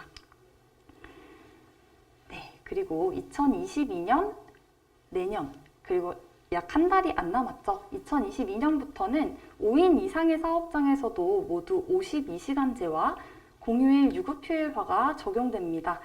주 52시간제는 올해 7월부터 이미 적용이 되고 있으실 텐데요. 네, 내년 1월 1일부터는 공휴일, 달력의 빨간 날도 유급으로 적용되는 점 참고해 주시면 좋겠습니다. 네, 그리고 지금 보시는 화면은 네이버 지식인의 고용노동 분야의 질문이에요. 요 최근에 올라온 질문들을 제가 조금 모아서 가지고 와봤는데요. 잘 안 보이시겠지만 편의점 알바비 계산, 그리고 퇴사 후 주휴수당, 그리고 실업급여, 그리고 월급여에 관한 질문들, 이런 질문들이 굉장히 활발하게 올라오고 있어요. 보시다시피 법이 바뀌고 노동법이 바뀐 법령이 언제부터 어떻게 적용되는지는 직원들이 더 잘 알고 있습니다. 그렇기 때문에 저희 사업장에서는 이에 대비해서 더 촘촘한 대비가 필요한 시점입니다. 네, 그리고 간단하게 말씀을 드리면요. 저희 주 52시간제가 이미 작년부터 시행이 되었기 때문에 저희 사업장에서 현장에서 근로시간 줄이셔야 합니다. 네, 주당 법정 근로시간이 기존에 68시간까지 허용이 되었던 것에서 이제 주 52시간까지로 축소 적용이 5인 이상 전 사업장에 적용이 되었는데요. 네, 이러한 법령의 변화에 맞춰서 저희 사업장에서도 주 52시간제를 시행하셔야 하겠습니다. 네, 그리고요. 저희 노동관계 법령에서는 일과 가정 양립, 그리고 일과 생활의 양립을 위한 이런 임신기, 출산기, 그리고 육아기에 굉장히 법적 제도들로 보장들을 촘촘하게 하고 있어요. 보시면 출산 전후 휴가가 있고요. 그리고 남성 근로자가 배우자인 여성이 출산을 했을 때 사용하실 수 있는 배우자 출산 휴가 제도가 있고요. 그리고 육아기에 사용하실 수 있는 육아휴직이 있습니다. 육아휴직뿐만 아니라 육아기 근로시간 단축, 가족돌봄 휴가, 가족돌봄 휴직 등등 우리 노동법 체계 안에서는 이러한 일생활에 관한 여러 가지 제도들을 마련하고 있으니까요. 저희 사업주 여러분들께서도 이런 제도들에 대해서 선제적으로 공부를 하시고 대응을 하셔야 하겠습니다. 네, 그리고 마지막 이슈로는요. 저희 최근에 직장 내 괴롭힘이 굉장히 핫한 화두로 떠오르고 있어요. 그래서 정말 요즘에 직장 내 괴롭힘 때문에 부서원이, 부하 직원이 더 무섭다라는 말씀들을 많이 하시는데요. 이렇게 양진호님, 이렇게 네이버의 기사로도 정말 사회 일면에도 나올 정도로 직장 내 괴롭힘 문제가 이슈화 되고 있고요. 노동부에서도 이런 직장 내 괴롭힘 등 노동관계 법령 위반 행위에 대한 근로감독을 실시를 하고 있습니다. 그래서 이런 직장 내 괴롭힘 같은 사안에 대해서도 어떻게 실질적으로 대응을 하셔야 하는지 이런 사안들에 대해서 살펴보도록 하겠습니다. 네, 저희 노동관계법령의 준수는 기업 성장의 기본 토대라고 먼저 말씀을 드리고 싶은데요. 제가 작성해온 PPT를 보시면 먼저 제일 하단에 적법화라는 글씨가 보이실 겁니다. 네, 적법화라고 한다면 노동법령의 테두리 안에서 기업을 운영하시는 것이 가장 기초적이고 또 가장 최적화로 갈 수 있는 빠른 지름길이라고 말씀을 드리고 싶은데요. 이러한 적법화 단계를 거쳐서 이제 인사노무의 효율화를 추구하시고 이 인사노무의 효율화를 달성하셨을 때 비로소 이제 인사노무 관리가 최적화되실 수 있다라고 말씀을 드리고 싶습니다.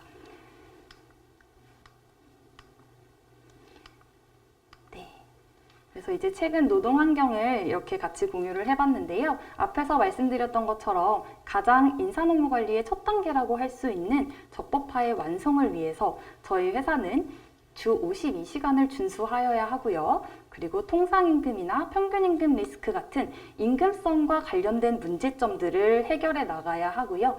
그리고 연차 유급 휴가를 법에서 보장하고 있는 그대로 법의 규정대로 지급을 하심으로써 연차 수당과 관련된 임금체불 리스크도 관리를 해주셔야 하겠습니다.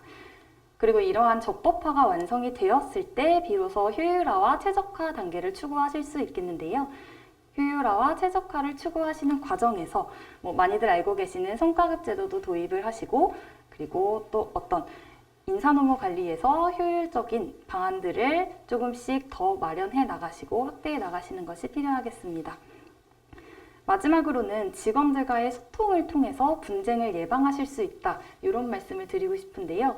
직장 내 괴롭힘이나 직장 내 성희롱과 같은 어떠한 문제점들이 발생하기 이전에 선제적으로 노사협의회나 보충 처리 활동 같은 것들을 통해서 사업장 자체적으로 사전에 대비를 하실 수 있겠습니다. 그래서 앞에서는 최근의 노동 환경에 대한 이슈들에 대해서 간단히 살펴봤는데요. 그래서 이런 법의 개정 사항들, 그리고 이런 이슈들이 있는 사안들은 정말 잘 알고 계실 거라고 생각이 돼요.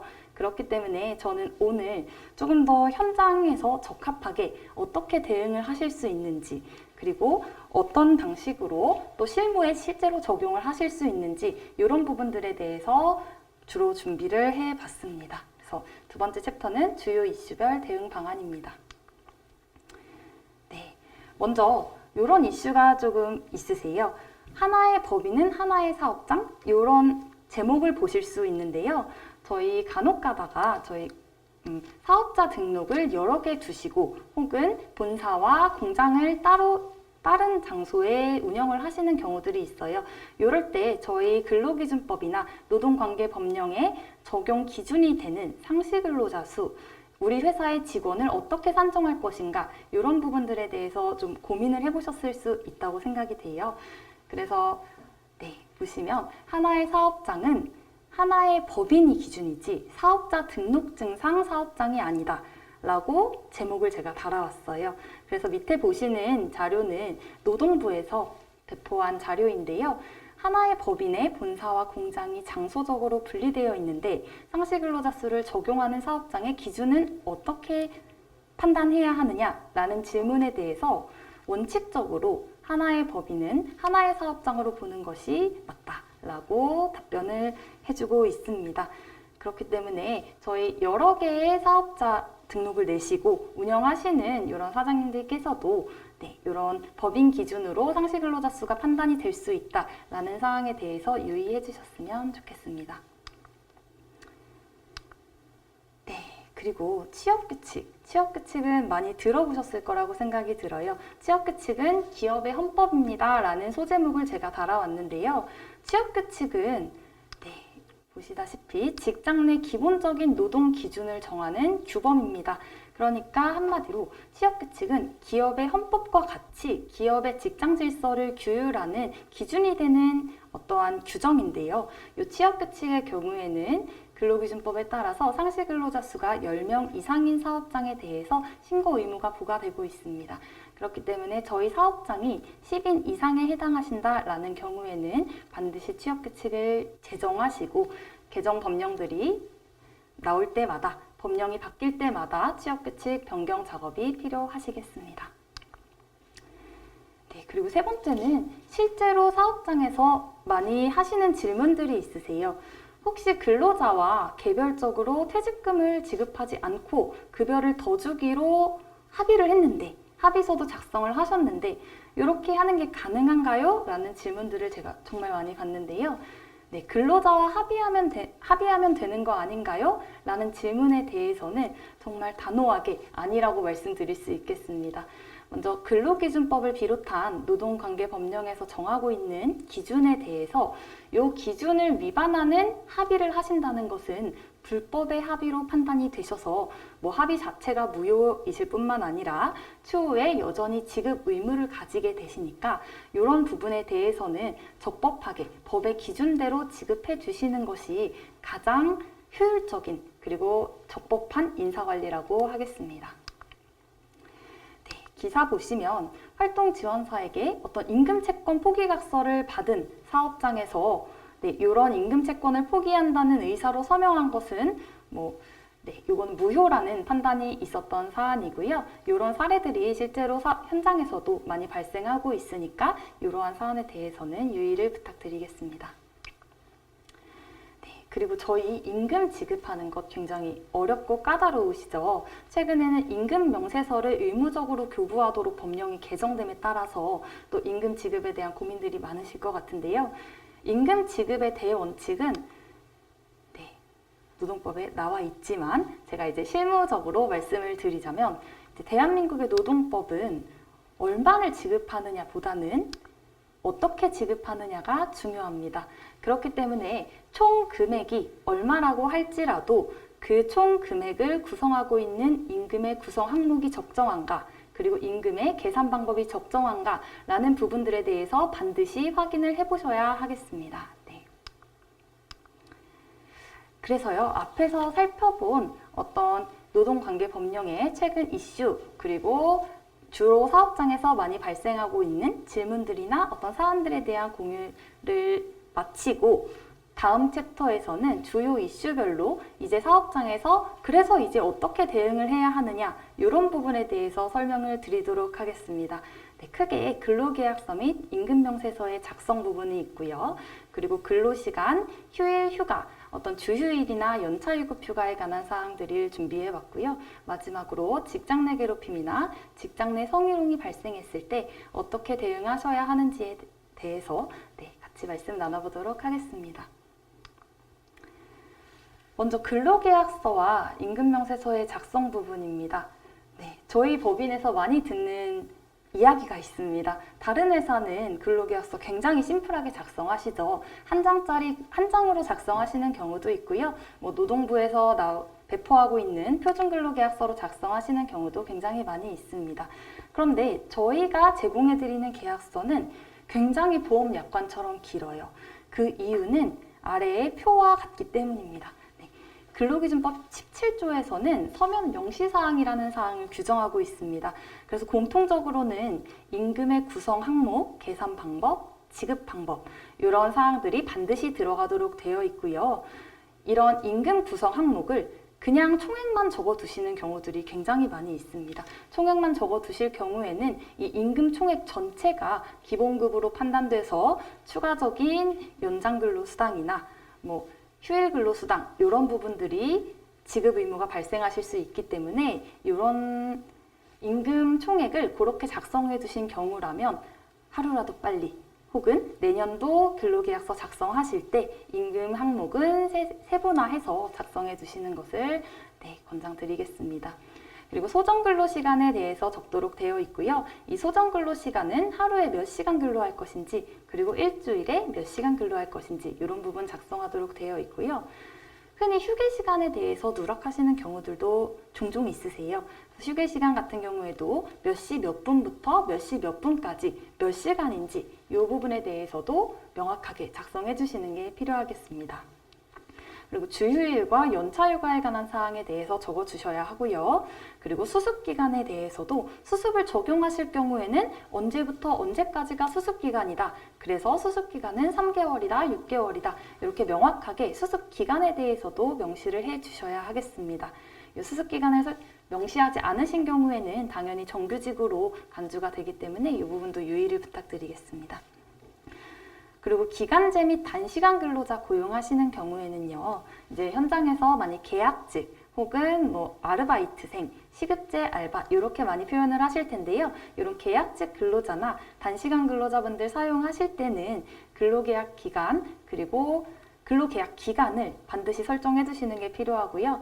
그리고 특히 맨 마지막에 보시면 근로일별로 근로시간이 어떻게 되는지 이렇게 세세하게 명시를 하셔야 하겠습니다. 이 부분에 대해서는 5일 혹은 며칠간의 근로시간이 아주 동일하다고 하시더라도 근로일별 근로시간을 다시 한번 기재해 주시는 것을 기재해 주셔야 하겠습니다. 그래서요, 위에서 보신 것과 같이 근로계약서는요, 꼼꼼히 쓰는 게 최고입니다. 그래서 보시면 앞에서 임금 항목과 관련해서 어떠한 총액만 기준을 하는 것이 기재를 하는 것이 아니라 임금의 구성 항목이나 지급 방법이나 계산 방법 이런 것들 작성하셔야 한다라고 말씀드렸는데요. 이 예시는 저희 근로계약서 예시를 가지고 와봤습니다. 보시다시피 표에 기본급은 얼마고 고정 시간의 근로수당은 얼마고 어떤 수당은 얼마고 식대는 얼마고 이런 식으로 굉장히 자세하게 명시를 하도록 되어 있는데요. 참고하셔서 지금 현재 사업장에서 사용하고 계시는 근로계약서와 비교 검토를 해보셔도 좋고요. 어떻게 사업장의 근로계약서에 반영을 해보셔도 좋겠습니다. 그리고 기간제 및 단시간 근로계약서의 경우에는 조금 더 꼼꼼하게 작성하셔야 한다라고 말씀을 앞에서 드렸는데요. 보시면 기간제법 시행령 별표 3에 보시면 어떠한 항목을 누락할 때마다 즉 과태료가 부과되도록 기준이 정해져 있습니다. 그렇기 때문에 근로계약 기간이나 임금에 관한 사항 그리고 근로일별 근로시간을 누락하신 경우에는 위반된 항목 1개당 50만 원의 과태료가 부과되십니다. 그리고 근로시간이나 휴게시간, 휴일휴가, 취업 장소와 담당 업무 등을 누락하신 경우에는 위반 1개당 30만 원이 부과되시기 때문에 이 부분은 특히 더 유의하셔서 기간제 근로자, 단시간 근로자 근로계약서 작성에 유의하시기 바랍니다. 그리고 요즘에 최근에 임금명세서 교부 의무가 이렇게 부과되셨죠. 그렇기 때문에 5인 이상 모든 사업장에서는 급여를 지급하실 때 임금명세서 교부해 주셔야 하는데요. 소제목을 한번 봐주시면 근로계약서, 임금대장, 임금명세서는 일치해야 한다라고 작성을 해왔습니다. 근데 이유를 보시면요. 왼쪽에 보시면 급여, 가족수당, 통역수당, 처우개선비, 특수근무수당 이런 식으로 작성이 되어 있어요. 그런데 특수근무수당이 특근수당인 것 같네요. 특근수당이 어떻게 구성이 되었는지 계산 방법이 전혀 나와 있지 않습니다. 이런 형태의 흔히 세무서 사무실에서 이렇게 사용하시는 이런 형태의 급여 명세서를 많이 교부를 하셨을 거라고 생각이 들어요. 그런데 이제 변경된 근로기준법에 따라서 11월 19일부터는 임금명세서를 조금 더 꼼꼼하게 작성해서 교부하셔야 하겠습니다. 임금명세서 교부해야 한다는 거 정말 많이 들어서 알고 계시죠? 그런데 어떻게 임금명세서를 교부하라는 거냐? 라는 부분에 대해서 준비를 조금 더 해왔습니다. 앞에서 보신 포스터인데요. 노동부에서 이러한 사항들을 적도록 정하고 있습니다. 이건 근로기준법에서 정하고 있는 사항이고요. 이런 사항들을 적어서 임금명세서를 교부하셔야 하고요. 오른쪽 하단에 쬐끄맣게 보이시는 임금명세서 교부 위반 시 500만 원 과태료, 요거 조금 보이시나요? 과태료도 부과되시니까 임금명세서는 아직 준비하지 못하신 경우에도 빨리 준비를 하셔서 다음 달 급여 지급일부터는 교부를 해주셔야 하겠습니다. 오른쪽에 보시는 것은 임금명세서 샘플 작성 예고요. 조금 더 자세히 보시면 연장근로수당, 야간근로수당, 휴일근로수당 부분 보이시죠? 연장근로수당 같은 경우에도 연장근로가 총 25시간이었기 때문에 25시간 곱하기 통상시간급 곱하기 1.5배 이런 식으로 상당히 상세하게 기재가 되어 있습니다. 지금 사업장에서 사용하고 계시는 임금명세서가 특별히 없으신 경우에는 지금 오늘 강의 보시고 이런 샘플 참고하셔서 만들어 보셔도 좋겠습니다. 근로계약서를 작성해야 하는 건 알겠다. 그런데 매년 임금이 바뀌고 임금 인상이 되고 연봉 협상을 새로 하는데 그때마다 근로계약서를 또 써야 되나요? 라는 질문을 많이 받고 있습니다. 그런 경우에 어떻게 해야 될까요? 일단은 근로계약 체결하신 후에 임금에 관한 사항이 변경되셨을 때는 변경 작성을 해주셔야 하세요. 인건비 기준에 따라 임금액이 자동으로 인상되거나 호봉표에 따라서 자동으로 승급되는 경우에도 근로계약서는 변경 작성되어야 합니다. 그런데 임금액이 인상되는 경우에는 근로자의 동의가 없더라도 최초의 근로계약서를 작성하신 이후에는 뭐 연봉 통지서 또 혹은 임금 변경 통지서 이런 식으로 교부만 해주셔도 괜찮겠습니다. 다음은 저희 주 52시간이 굉장히 고민을 많이 하고 계시는 사안이라고 생각이 들어요. 그래서 주 52시간의 시행과 또 어떻게 근로시간을 구성해야 하느냐, 그리고 지금 연장 근로가 많이 발생하시는 경우에는 어떻게 이런 문제점들을 좀 해결해서 실제로 사업장에 주 52시간제를 도입할 수 있겠느냐라는 부분에 대해서 고민이 많으실 것 같아요. 그래서 저는 변경단, 개정법의 내용보다는 실질적으로 우리 사업장에서 대응하실 수 있는 그런 방안들을 위주로 강의를 준비해 봤습니다. 먼저 근로시간의 개념부터 정의를 하시는 게 중요한데요. 근로시간은 작업의 개시와 종료 시간까지를 의미합니다. 작업의 개시와 종료 사이에 휴게 시간을 빼고 나머지 실제로 근무한 시간을 근로시간이라고 말하는데요. 근로시간은 회사 건물로의 입실, 퇴실 시간이 아닙니다. 이 부분을 반드시 구분을 하셔서 우리 사업장에 불필요한 연장 근로가 발생하고 있지 않은지, 아니면 근로가 이루어지지 않은 시간까지 근로시간으로 카운트되고 있는 것은 아닌지, 이런 부분에 대해서 고민을 해보시면 좋을 것 같아요. 그리고 이번에 보시면 법정 근로시간과 소정 근로시간이라는 개념이 있는데요. 많이 들어는 보셨을 거라고 생각이 들어요. 저도 사실 법정 근로시간과 소정 근로시간이 무슨 차이야? 라고 이제 질문을 받는다면 명확하게 설명을 드릴 때 이렇게 한마디로 정의를 드리고 있어요. 소정 근로시간은 저희가 근로계약서에 작성하는 근로시간이에요. 그런데 이 소정 근로시간은요, 법정 근로시간 1일 8시간, 1주 40시간 한도 내에서 근로자와 사용자가 약정하는 근로시간을 말합니다. 한마디라고 해놓고 너무 길었죠. 일단 조금 더 요약해서 말씀드리면 법정 근로시간 내에 사용자와 근로자가 일하기로 약속한 시간, 이 소정 근로시간입니다. 그런데 근로시간에 대한 구분은 앞에서 저희가 살펴봤어요. 건물의 입퇴실 시간이 아니라 실제로 작업에 착수해서 종료한 시간까지를 근로시간이라고 한다라고 했는데, 그렇다면 근로시간은 어떤 걸 작업에 착수했다고 봐야 하나요? 라는 그런 의문점이 또 발생하죠. 보시면 업무의 인수인계 시간은 명백히 근로시간입니다. 라고 제가 또 소제목을 달아왔습니다. 업무 인수인계를 위해서 조기 출근을 하거나 실제로 연장 근무를 하셨다면 조기 출근이나 지연 퇴근 시간은 모두 다 근로시간입니다. 그렇다면 조기 출근, 10분 일찍 출근하시거나 아니면 3분 늦게 퇴근하시거나 몇 분이라도 시간의 근로수당은 지급이 되어야 합니다. 아니 1일에 10분 정도인데 그것도 시간의 수당 줘야 되나요? 이렇게 말씀하시는 경우가 많이 있어요.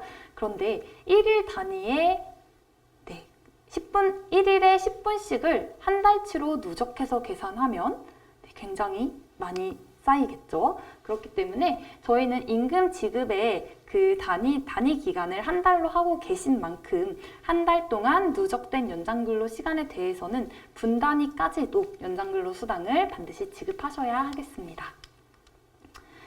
타사 사례를 보시면 취업규칙에 이렇게 규정이 되어 있습니다.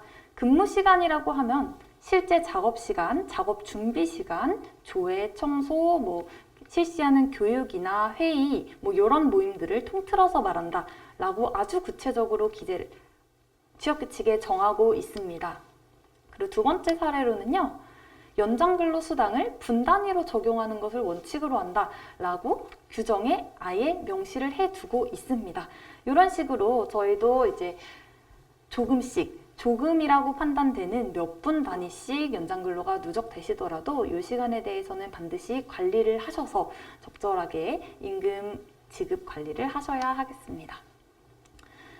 그러면 앞에서 보신 것처럼 조회나 회의 이런 부분들은 근로시간으로 인정이 될 수 있다라고 말씀을 드렸는데요. 대기시간 같은 경우가 굉장히 문제가 되실 수 있을 것 같아요. 그래서 대기시간 같은 경우에는 이걸 휴게시간으로 보아야 하는지 아니면 근로시간으로 보아야 하는지 라는 질문에 대해서 판례는 근로계약의 내용이나 취업규칙 내용을 한번 보라고 하고 있고요. 그리고 근로자가 어떻게 업무를 임하고 있는지, 어떤 업무를 하고 있는지, 그리고 구체적으로 방식이 어떻게 이루어지고 있는지에 대해 살펴보고요. 또 휴식 시간인 근로자에게 점심시간에 어떤 사용자가 간섭을 하는지 이런 부분에 대해서도 판단을 하게 되고요. 자유롭게 이용할 수 있는 휴게 장소 이런 것들, 실질적으로 방해하거나 어떤 업무상 명령을 받았다고 할 수 있는 사정이 있는지 이런 사정들을 모두 다 종합적으로 고려하게 됩니다. 일단은 오늘 제가 드리고 싶은 말씀이 많아서 되게 많이 준비를 해왔는데요. 조금 컴팩트하게 진행을 하도록 하겠습니다. 그래서 이런 근로시간에 대한 문제는 주 52시간에 대비하시기 위해서 굉장히 중요한 사안이세요. 그렇기 때문에 조금 더 살펴보면요. 저희 임산부와 만 18세 미만 근로자는 야간 근로시간 밤 10시부터 다음날 새벽 6시까지는 절대로 근무를 시키실 수 없고요. 휴일 근로 또한 시키실 수 없습니다. 그런데 임산부나 18세 미만 근로자에 대해서 야간 근로나 휴일 근로 명령하실 때에는 반드시 근로자 본인의 동의와 그리고 고용노동부 장관의 인가가 필요하겠습니다. 그런데 사실상 저희가 현실적으로 고용노동부 장관의 인가를 매번 득하시기는 굉장히 어려우시죠.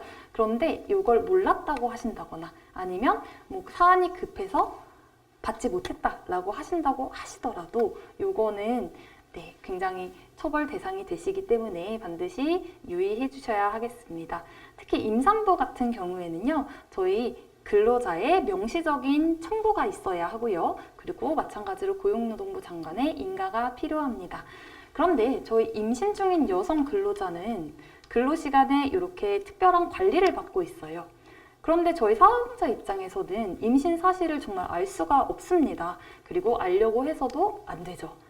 임신 사실은 반드시 본인이 밝히는 것을 원칙으로 하시되 관리자에게 통지하실 수 있도록 수시로 안내를 해주시면 되겠습니다.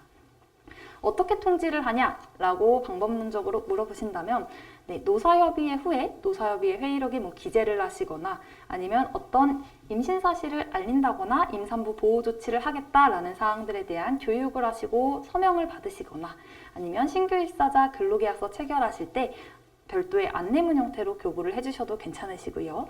사내 게시판에 공고를 해주셔도 가능하겠습니다. 그래서 저희는 이 주 52시간제에 대응하기 위해서 정말 근본적인 대안 마련이 필요합니다. 항상 사람을 계속 이렇게 채용을 하실 수도 없고요. 또 지금 현재 발생하고 있는 업무량에 대비해서 강제적으로 근로시간을 단시간에 줄일 수 있는 방법은 현실적으로 많이 없습니다. 그렇기 때문에 제가 준비해온 자료를 보시면 먼저 저희 소정 근로시간 내에요. 로스 시간이 굉장히 많이 존재해요. 보시면 개인 로스, 환경 로스, 작업 로스 이런 식으로 제가 기재를 해왔는데요. 먼저 업무를 준비하시거나 아니면 동료 근로자들 간에 대화를 하시거나 아니면 식사하시기 전에 조금 먼저 나가시거나 이런 것들도 있고요. 그리고 어떤 불필요한 회의, 장기가 된 회의나 이런 불필요한 프로세스들이 있으실 수도 있고요. 업무 환경 자체가 조금 문제가 있으실 수도 있고요.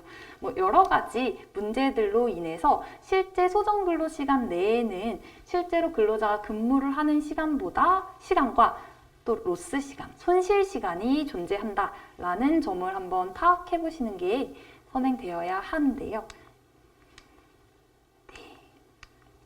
보시면 이 로스를 최소화하기 위해서는 어떻게 해야 될까요? 라는 예시를 한번 들어보겠습니다. 오전에 10분 정도 티타임 가지시고요. 또 점심 식사 전에 또 이제 동료 근로자분과 오늘 뭐 먹을까 이런 얘기 하시기도 하시고 화장실도 다녀오시고요. 그리고 또 오후 10분 정도는 또 커피 많이 드시죠. 커피 드시는 티타임 시간도 있을 수 있어요. 그럼 이렇게 손실되는 30분의 시간을요. 일주일 모으면 2.5시간이시고요. 한 달을 모으시면 11시간이세요. 그럼 이런 손실되는 시간들을 저희가 파악을 해서 이런 시간들을 줄일 수 있고 근무 시간에는 정말 알차게 근무만 하고 불필요한 연장 근로를 하지 않도록 이렇게 사업장 차원에서 대응을 해 주신다면 총 1개월간 11시간의 근무 시간을 줄일 수 있습니다. 그렇기 때문에 이 시간에 대해서도 사업장 자체적으로 현황에 맞춰서 고민을 한번 해보시는 게 필요할 것 같습니다. 네, 그리고요, 특별 연장 근로 등 한시적인 조치 마련 역시 필요합니다. 이 근로기준법 53조 4항에 보시면요, 일주일 30인 미만 사업장의 경우에는 근로자 대표와 오른쪽에 보시는 합의서와 같은 양식으로 합의를 하시면 서면 합의를 하신 경우에 한해서 일주일에 8시간을 초과하지 않는 범위에서 근로시간을 연장할 수 있다라고 되어 있어요. 그렇기 때문에 52시간 더하기 8시간 해서 최대 일주 60시간까지 근무를 시키실 수 있습니다. 그런데 이러한 추가 연장 근로 같은 경우에도 2022년 12월 31일까지만 허용이 되시기 때문에 이제 내년 말까지는 30인 미만 사업장에서 추가 연장 근로 제도를 도입하시더라도 이제 근본적인 52시간제를 대비할 수 있는 52시간제에 맞는 근무 환경을 만드시는 것을 구축을 하셔야 하겠습니다. 네, 그리고 부득이한 경우에는 특별 연장 근로 같은 한시적인 조치도 취하실 수 있겠는데요. 근로기준법 53조 4항에 보시면 고용노동부 장관의 인가를 받으시고 근로자의 동의를 받으시면 근로시간을 연장하실 수 있겠습니다. 그래서 이런 근로시간 연장에 대한 인가 제도도 한번 도입해 보시는 것도 고려해 보실 수 있습니다. 네, 그리고 저희 휴일 및 휴가 관리에서요, 주휴수당에 대해서는 정말 잘 아실 거라고 생각이 들어요. 그래서 간단하게 말씀을 드리면 저희 근로기준법 55조는 일주일간 소정근로일을 모두 개근한 근로자에 대해서 1일의 유급휴가 부여하도록 되어 있죠. 그렇기 때문에 일주일 개근하시면 추가로 하루치 주휴수당 지급해 주셔야 합니다. 단시간 근무자나 격일 근무자 같이 소정근로 시간이 통상적인 근로자에 비해서 적은 경우에는 비례적으로 지급을 해주시면 되겠습니다. 주휴수당을 안 주는 경우는 어떤 경우가 있나요? 해당 주에 결근하셨을 때, 개근 요건을 충족하지 못하셨을 때는 주휴수당 지급이 되지 않고요. 금요일 근무 후에 퇴사하셨을 때 요거와 관련해서 주휴수당 지급 요건에 관한 행정 해석이 변경되었습니다. 같이 살펴보면요. 저희 안 주는 경우가 기존에는 해당 주에 결근을 하거나 아니면 금요일 근무 후에 퇴사한 경우에 주휴수당 주지 않아도 된다라고 하고 있었어요. 그런데 변경된 행정 해석에 따르면요. 해당 주 결근 시에 주휴수당을 안 줘도 된다라고 볼 수 있어요. 그런데 밑에 제가 이제 노동부 배포 자료를 발췌해 왔는데요. 보시면 빨간 줄로 그어져 있는 것 보시면 월요일부터 일요일까지 근로관계가 유지되면 주휴수당은 발생한다 라고 변경이 되었어요. 나머지 사항들은 다 동일하시고요. 사직서에 기재된 사직일이 금요일이신 경우에는 예전과 동일하게 일주일을 채우지 못하셨기 때문에 주휴수당 지급 안 하셔도 괜찮으세요. 그런데 사직서에 일요일까지로 퇴사일을 일요일까지로 작성하시는 경우에는 주휴수당이 발생한다. 이렇게 보시면 되겠습니다.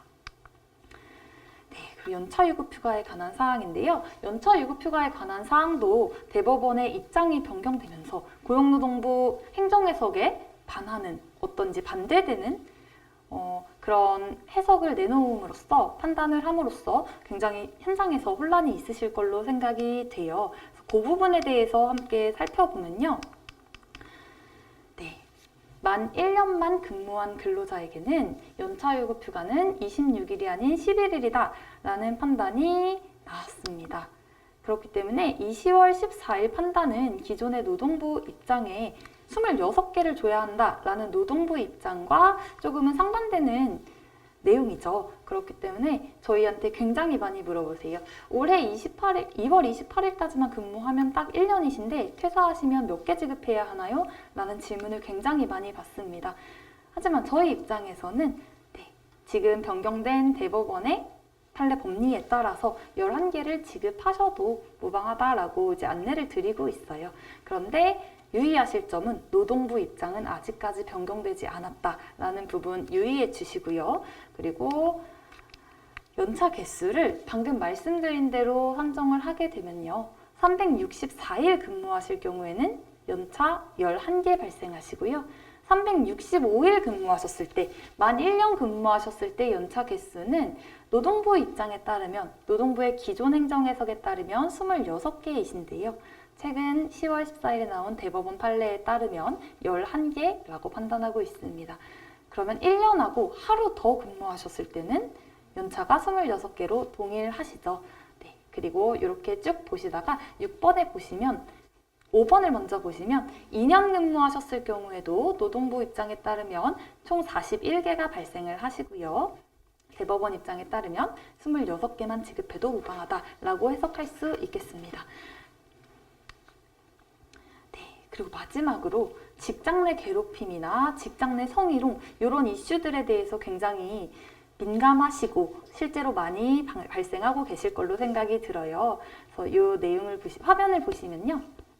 확진자라고 제가 소제목을 달아봤는데요. 코로나로 인해서 저희 이제 확진자가 아니라 확진자들이 많이 발생하고 있죠. 그런데 이것과 관련해서 20대 신입사원에게 계속해서 너무 많이 먹는 거 아니냐, 살쪘다, 그만 먹어라 이런 말을 지속적으로 해온 상사가 있었어요. 그런데 이런 상사 같은 경우에는요, 살찐다는 말을 반복해서 신체에 대한 조롱으로 느꼈을 것, 그래서 이것 직장 내 성희롱에 해당한다라는 서울고등법원 판례가 있었습니다. 이런 것처럼 직원의 외모에 대한 어떠한 언급을 계속해서 하시는 것 역시 직장 내 성희롱에 해당할 수 있다라는 사안 정도 유의해 주시면 되겠습니다. 그래서요, 저희는 직장 내 성희롱이 발생하신 경우에 가장 먼저 체크해 보셔야 하는 사안은 우리 회사가 1년에 한 번씩 전 직원에게 성희롱 예방 교육을 하고 있느냐, 이런 부분 한 번씩 체크해 보셔야 하세요. 성희롱 예방 교육은요, 대표님을 포함해서 모든 근로자에게 실시가 돼야 하고요. 그리고 휴직 후 복직자나 야간 근무, 주간 비번자 이런 분들에게도 실시가 돼야 하고요. 중도 입사자에 대해서도 실시가 되어야 합니다. 네, 이 Q&A 보시면 성희롱 예방교육 실시한 후에 입사한 근로자에 대해서 중도 입사자에 대해서도 반드시 실시해야 한다라고 하고 적어 놨습니다. 그런데 중도 입사하신 경우에는 온라인 동영상 교육하시거나 이런 보충적인 방법으로 추가로 실시해 주시면 되겠습니다. 성희롱 예방교육 미실시하신 경우에는요, 제가 하단에 가지고 온 자료가 실제로 있었던 자료인데요. 네, 이렇게 과태료가 근로자 한 명당 이렇게 산정이 돼서 총 240만 원의 과태료가 부과된 사례가 있습니다. 그러면 직장 내 괴롭힘, 말은 많이 들어봤는데 실제로 어떤 게 직장 내 괴롭힘인가요? 라는 내용에 대해서 문의사항이 굉장히 많으세요. 보시면 근로기준법 76조의 2는 19년 1월 15일부터 이제 신설이 되었는데요.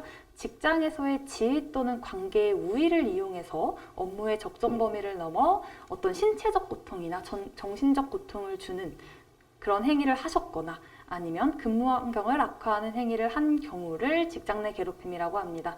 그런데 저희 직장 내 괴롭힘 판단하는 거 굉장히 어려워요. 네, 직장 내 괴롭힘 행위의 기준이 어떤 게 있을까요? 라는 사항을 살펴보시면요. 네, 먼저 반드시 관계의 우위를 이용해야 합니다. 피해 근로자가 이제 거절할 수 없는 상황, 어떻게 저항할 수 없는 상황이 됐다라는 상황이 될 정도로 지위나 관계의 우위가 인정이 먼저 되어야 하고요. 지위나 관계의 우위가 인정될 때 업무상 적정 범위를 넘어야 합니다. 어떤 직장 내에서 발생할 수 있는 동료 간의 갈등 같은 것을 얘기하는 것이 아니라요. 실제로 업무상 어떤 불이익을 주거나 어떤 업무 수행과 관련성이 있는 행위에 한해서 직장 내 괴롭힘 행위로 인정이 되는 점, 이거 참고해 주시면 좋겠고요. 마지막으로는 신체적, 정신적 고통을 주거나 근무 환경을 악화시키는 행위여야 합니다. 그런데 이런 행위에는 반드시 행위자 본인의 의도가 필요한 것은 아니고요. 어떤 의도가 없이 나는 무의식적으로 한 행동이라도 직장 내 괴롭힘에 해당할 수 있으니 이 부분에 대해서는 반드시 직원 교육이나 어떤 예방 조치들 이런 것들이 필요하겠습니다. 그러면 저희는 직장 내 괴롭힘 이슈가 굉장히 많이 발생하고 있다라고 알고 있는데요. 회사에서는 어떻게 대응해야 할까요? 이 부분이 가장 중요하시죠. 저희가 직장 내 괴롭힘 발생하셨을 때, 직장 내 성희롱 발생하셨을 때 회사에서 해야 할 일은 조치입니다. 피해자에 대해서 조치를 해주셔야 하고요. 또 가해자에 대해서도 조치를 해주셔야 합니다. 피해 발생 신고가 어떤 방식으로 들어오시든 이메일, 구두, 면담 신청 이런 식으로 어떤 식으로 신고를 받으시든 반드시 조사해야 하는 의무가 발생하시고요. 그리고 사업장에서 인지를 하신 경우에도 마찬가지로 조사 의무가 발생하십니다. 그래서 아래 보시는 것처럼 이런 프로세스에 따라서 피해 발생 신고 또는 인지를 하셨을 때 상담을 진행하시고요. 최우선적으로 당사자 간에 해결을 하실 수 있도록 어떤 내부적인 조치를 해보실 수 있겠고요. 합의가 안 될 경우에는 직장 내 괴롭힘 정식 조사에 착수하셔야 하겠습니다. 그래서 정식 조사를 하신 후에 직장 내 괴롭힘이 있다라고 판단이 되신 경우에는 어떤 사후적인 조치들, 징계 처분이나 아니면 어떤 가해자와 피해자의 분리 조치, 이런 사후적인 조치들을 반드시 행하셔야 하겠습니다. 네. 직장 내 괴롭힘 피해자가 신고하지 않아도 조사할 수 있나요? 앞에서 말씀드렸죠. 사업장에서 인지를 하신 경우에는 반드시 조사에 착수하셔야 합니다. 그리고요, 또 한 가지 더해서 그 괴롭힘 행위자가 대표자인 경우에는 1천만 원 이하의 즉시과태료가 부과되도록 이런 근로기준법 116조가 신설되었습니다. 그렇기 때문에 이제 저희 대표님들 혹은 관리자 대표님의 가족분들 이런 분들께서는 특히 더 직장 내 괴롭힘 행위로 이제 판단될 수 있을 만한 그런 행동들은 조금 유의해 주셔야 하겠습니다. 네, 그래서 딱 이렇게 1시간 동안 제가 준비한 강의는 모두 마쳤는데요. 강의 끝나고 강의 내용과 관련해서 궁금하신 점 있으시면 언제든지 이메일로 연락해 주시면 되겠습니다. 경청해 주셔서 감사합니다. 발표해주신 정혜지 공인노무사님께 마음과 댓글로나마 큰 박수 부탁드리겠습니다. 발제자분들의 귀중한 의견 감사드리면서 금일 바쁘신 가운데 참석해주신 시청자분들께도 다시 한번 감사의 말씀드립니다. 저희 경기경영자총협회는 일생활균형 문화 확산을 위해 기업과 노동자분들 모두가 변화하는 노동 정책에 쉽게 다가가고 활용하실 수 있도록 노력하고 있습니다. 앞으로도 올바른 노동 문화가 정착되고 기업이 어려움을 겪지 않도록 최선을 다하고 발전하는 모습 보여드릴 것을 약속드립니다. 금일 교육에 참여하신 시간이 뜻깊고 유익한 시간이 되셨기를 바라겠습니다. 이것으로 2021년 일생활균형 문화 확산을 위한 인식 개선 교육을 마치도록 하겠습니다. 시청해 주셔서 감사합니다.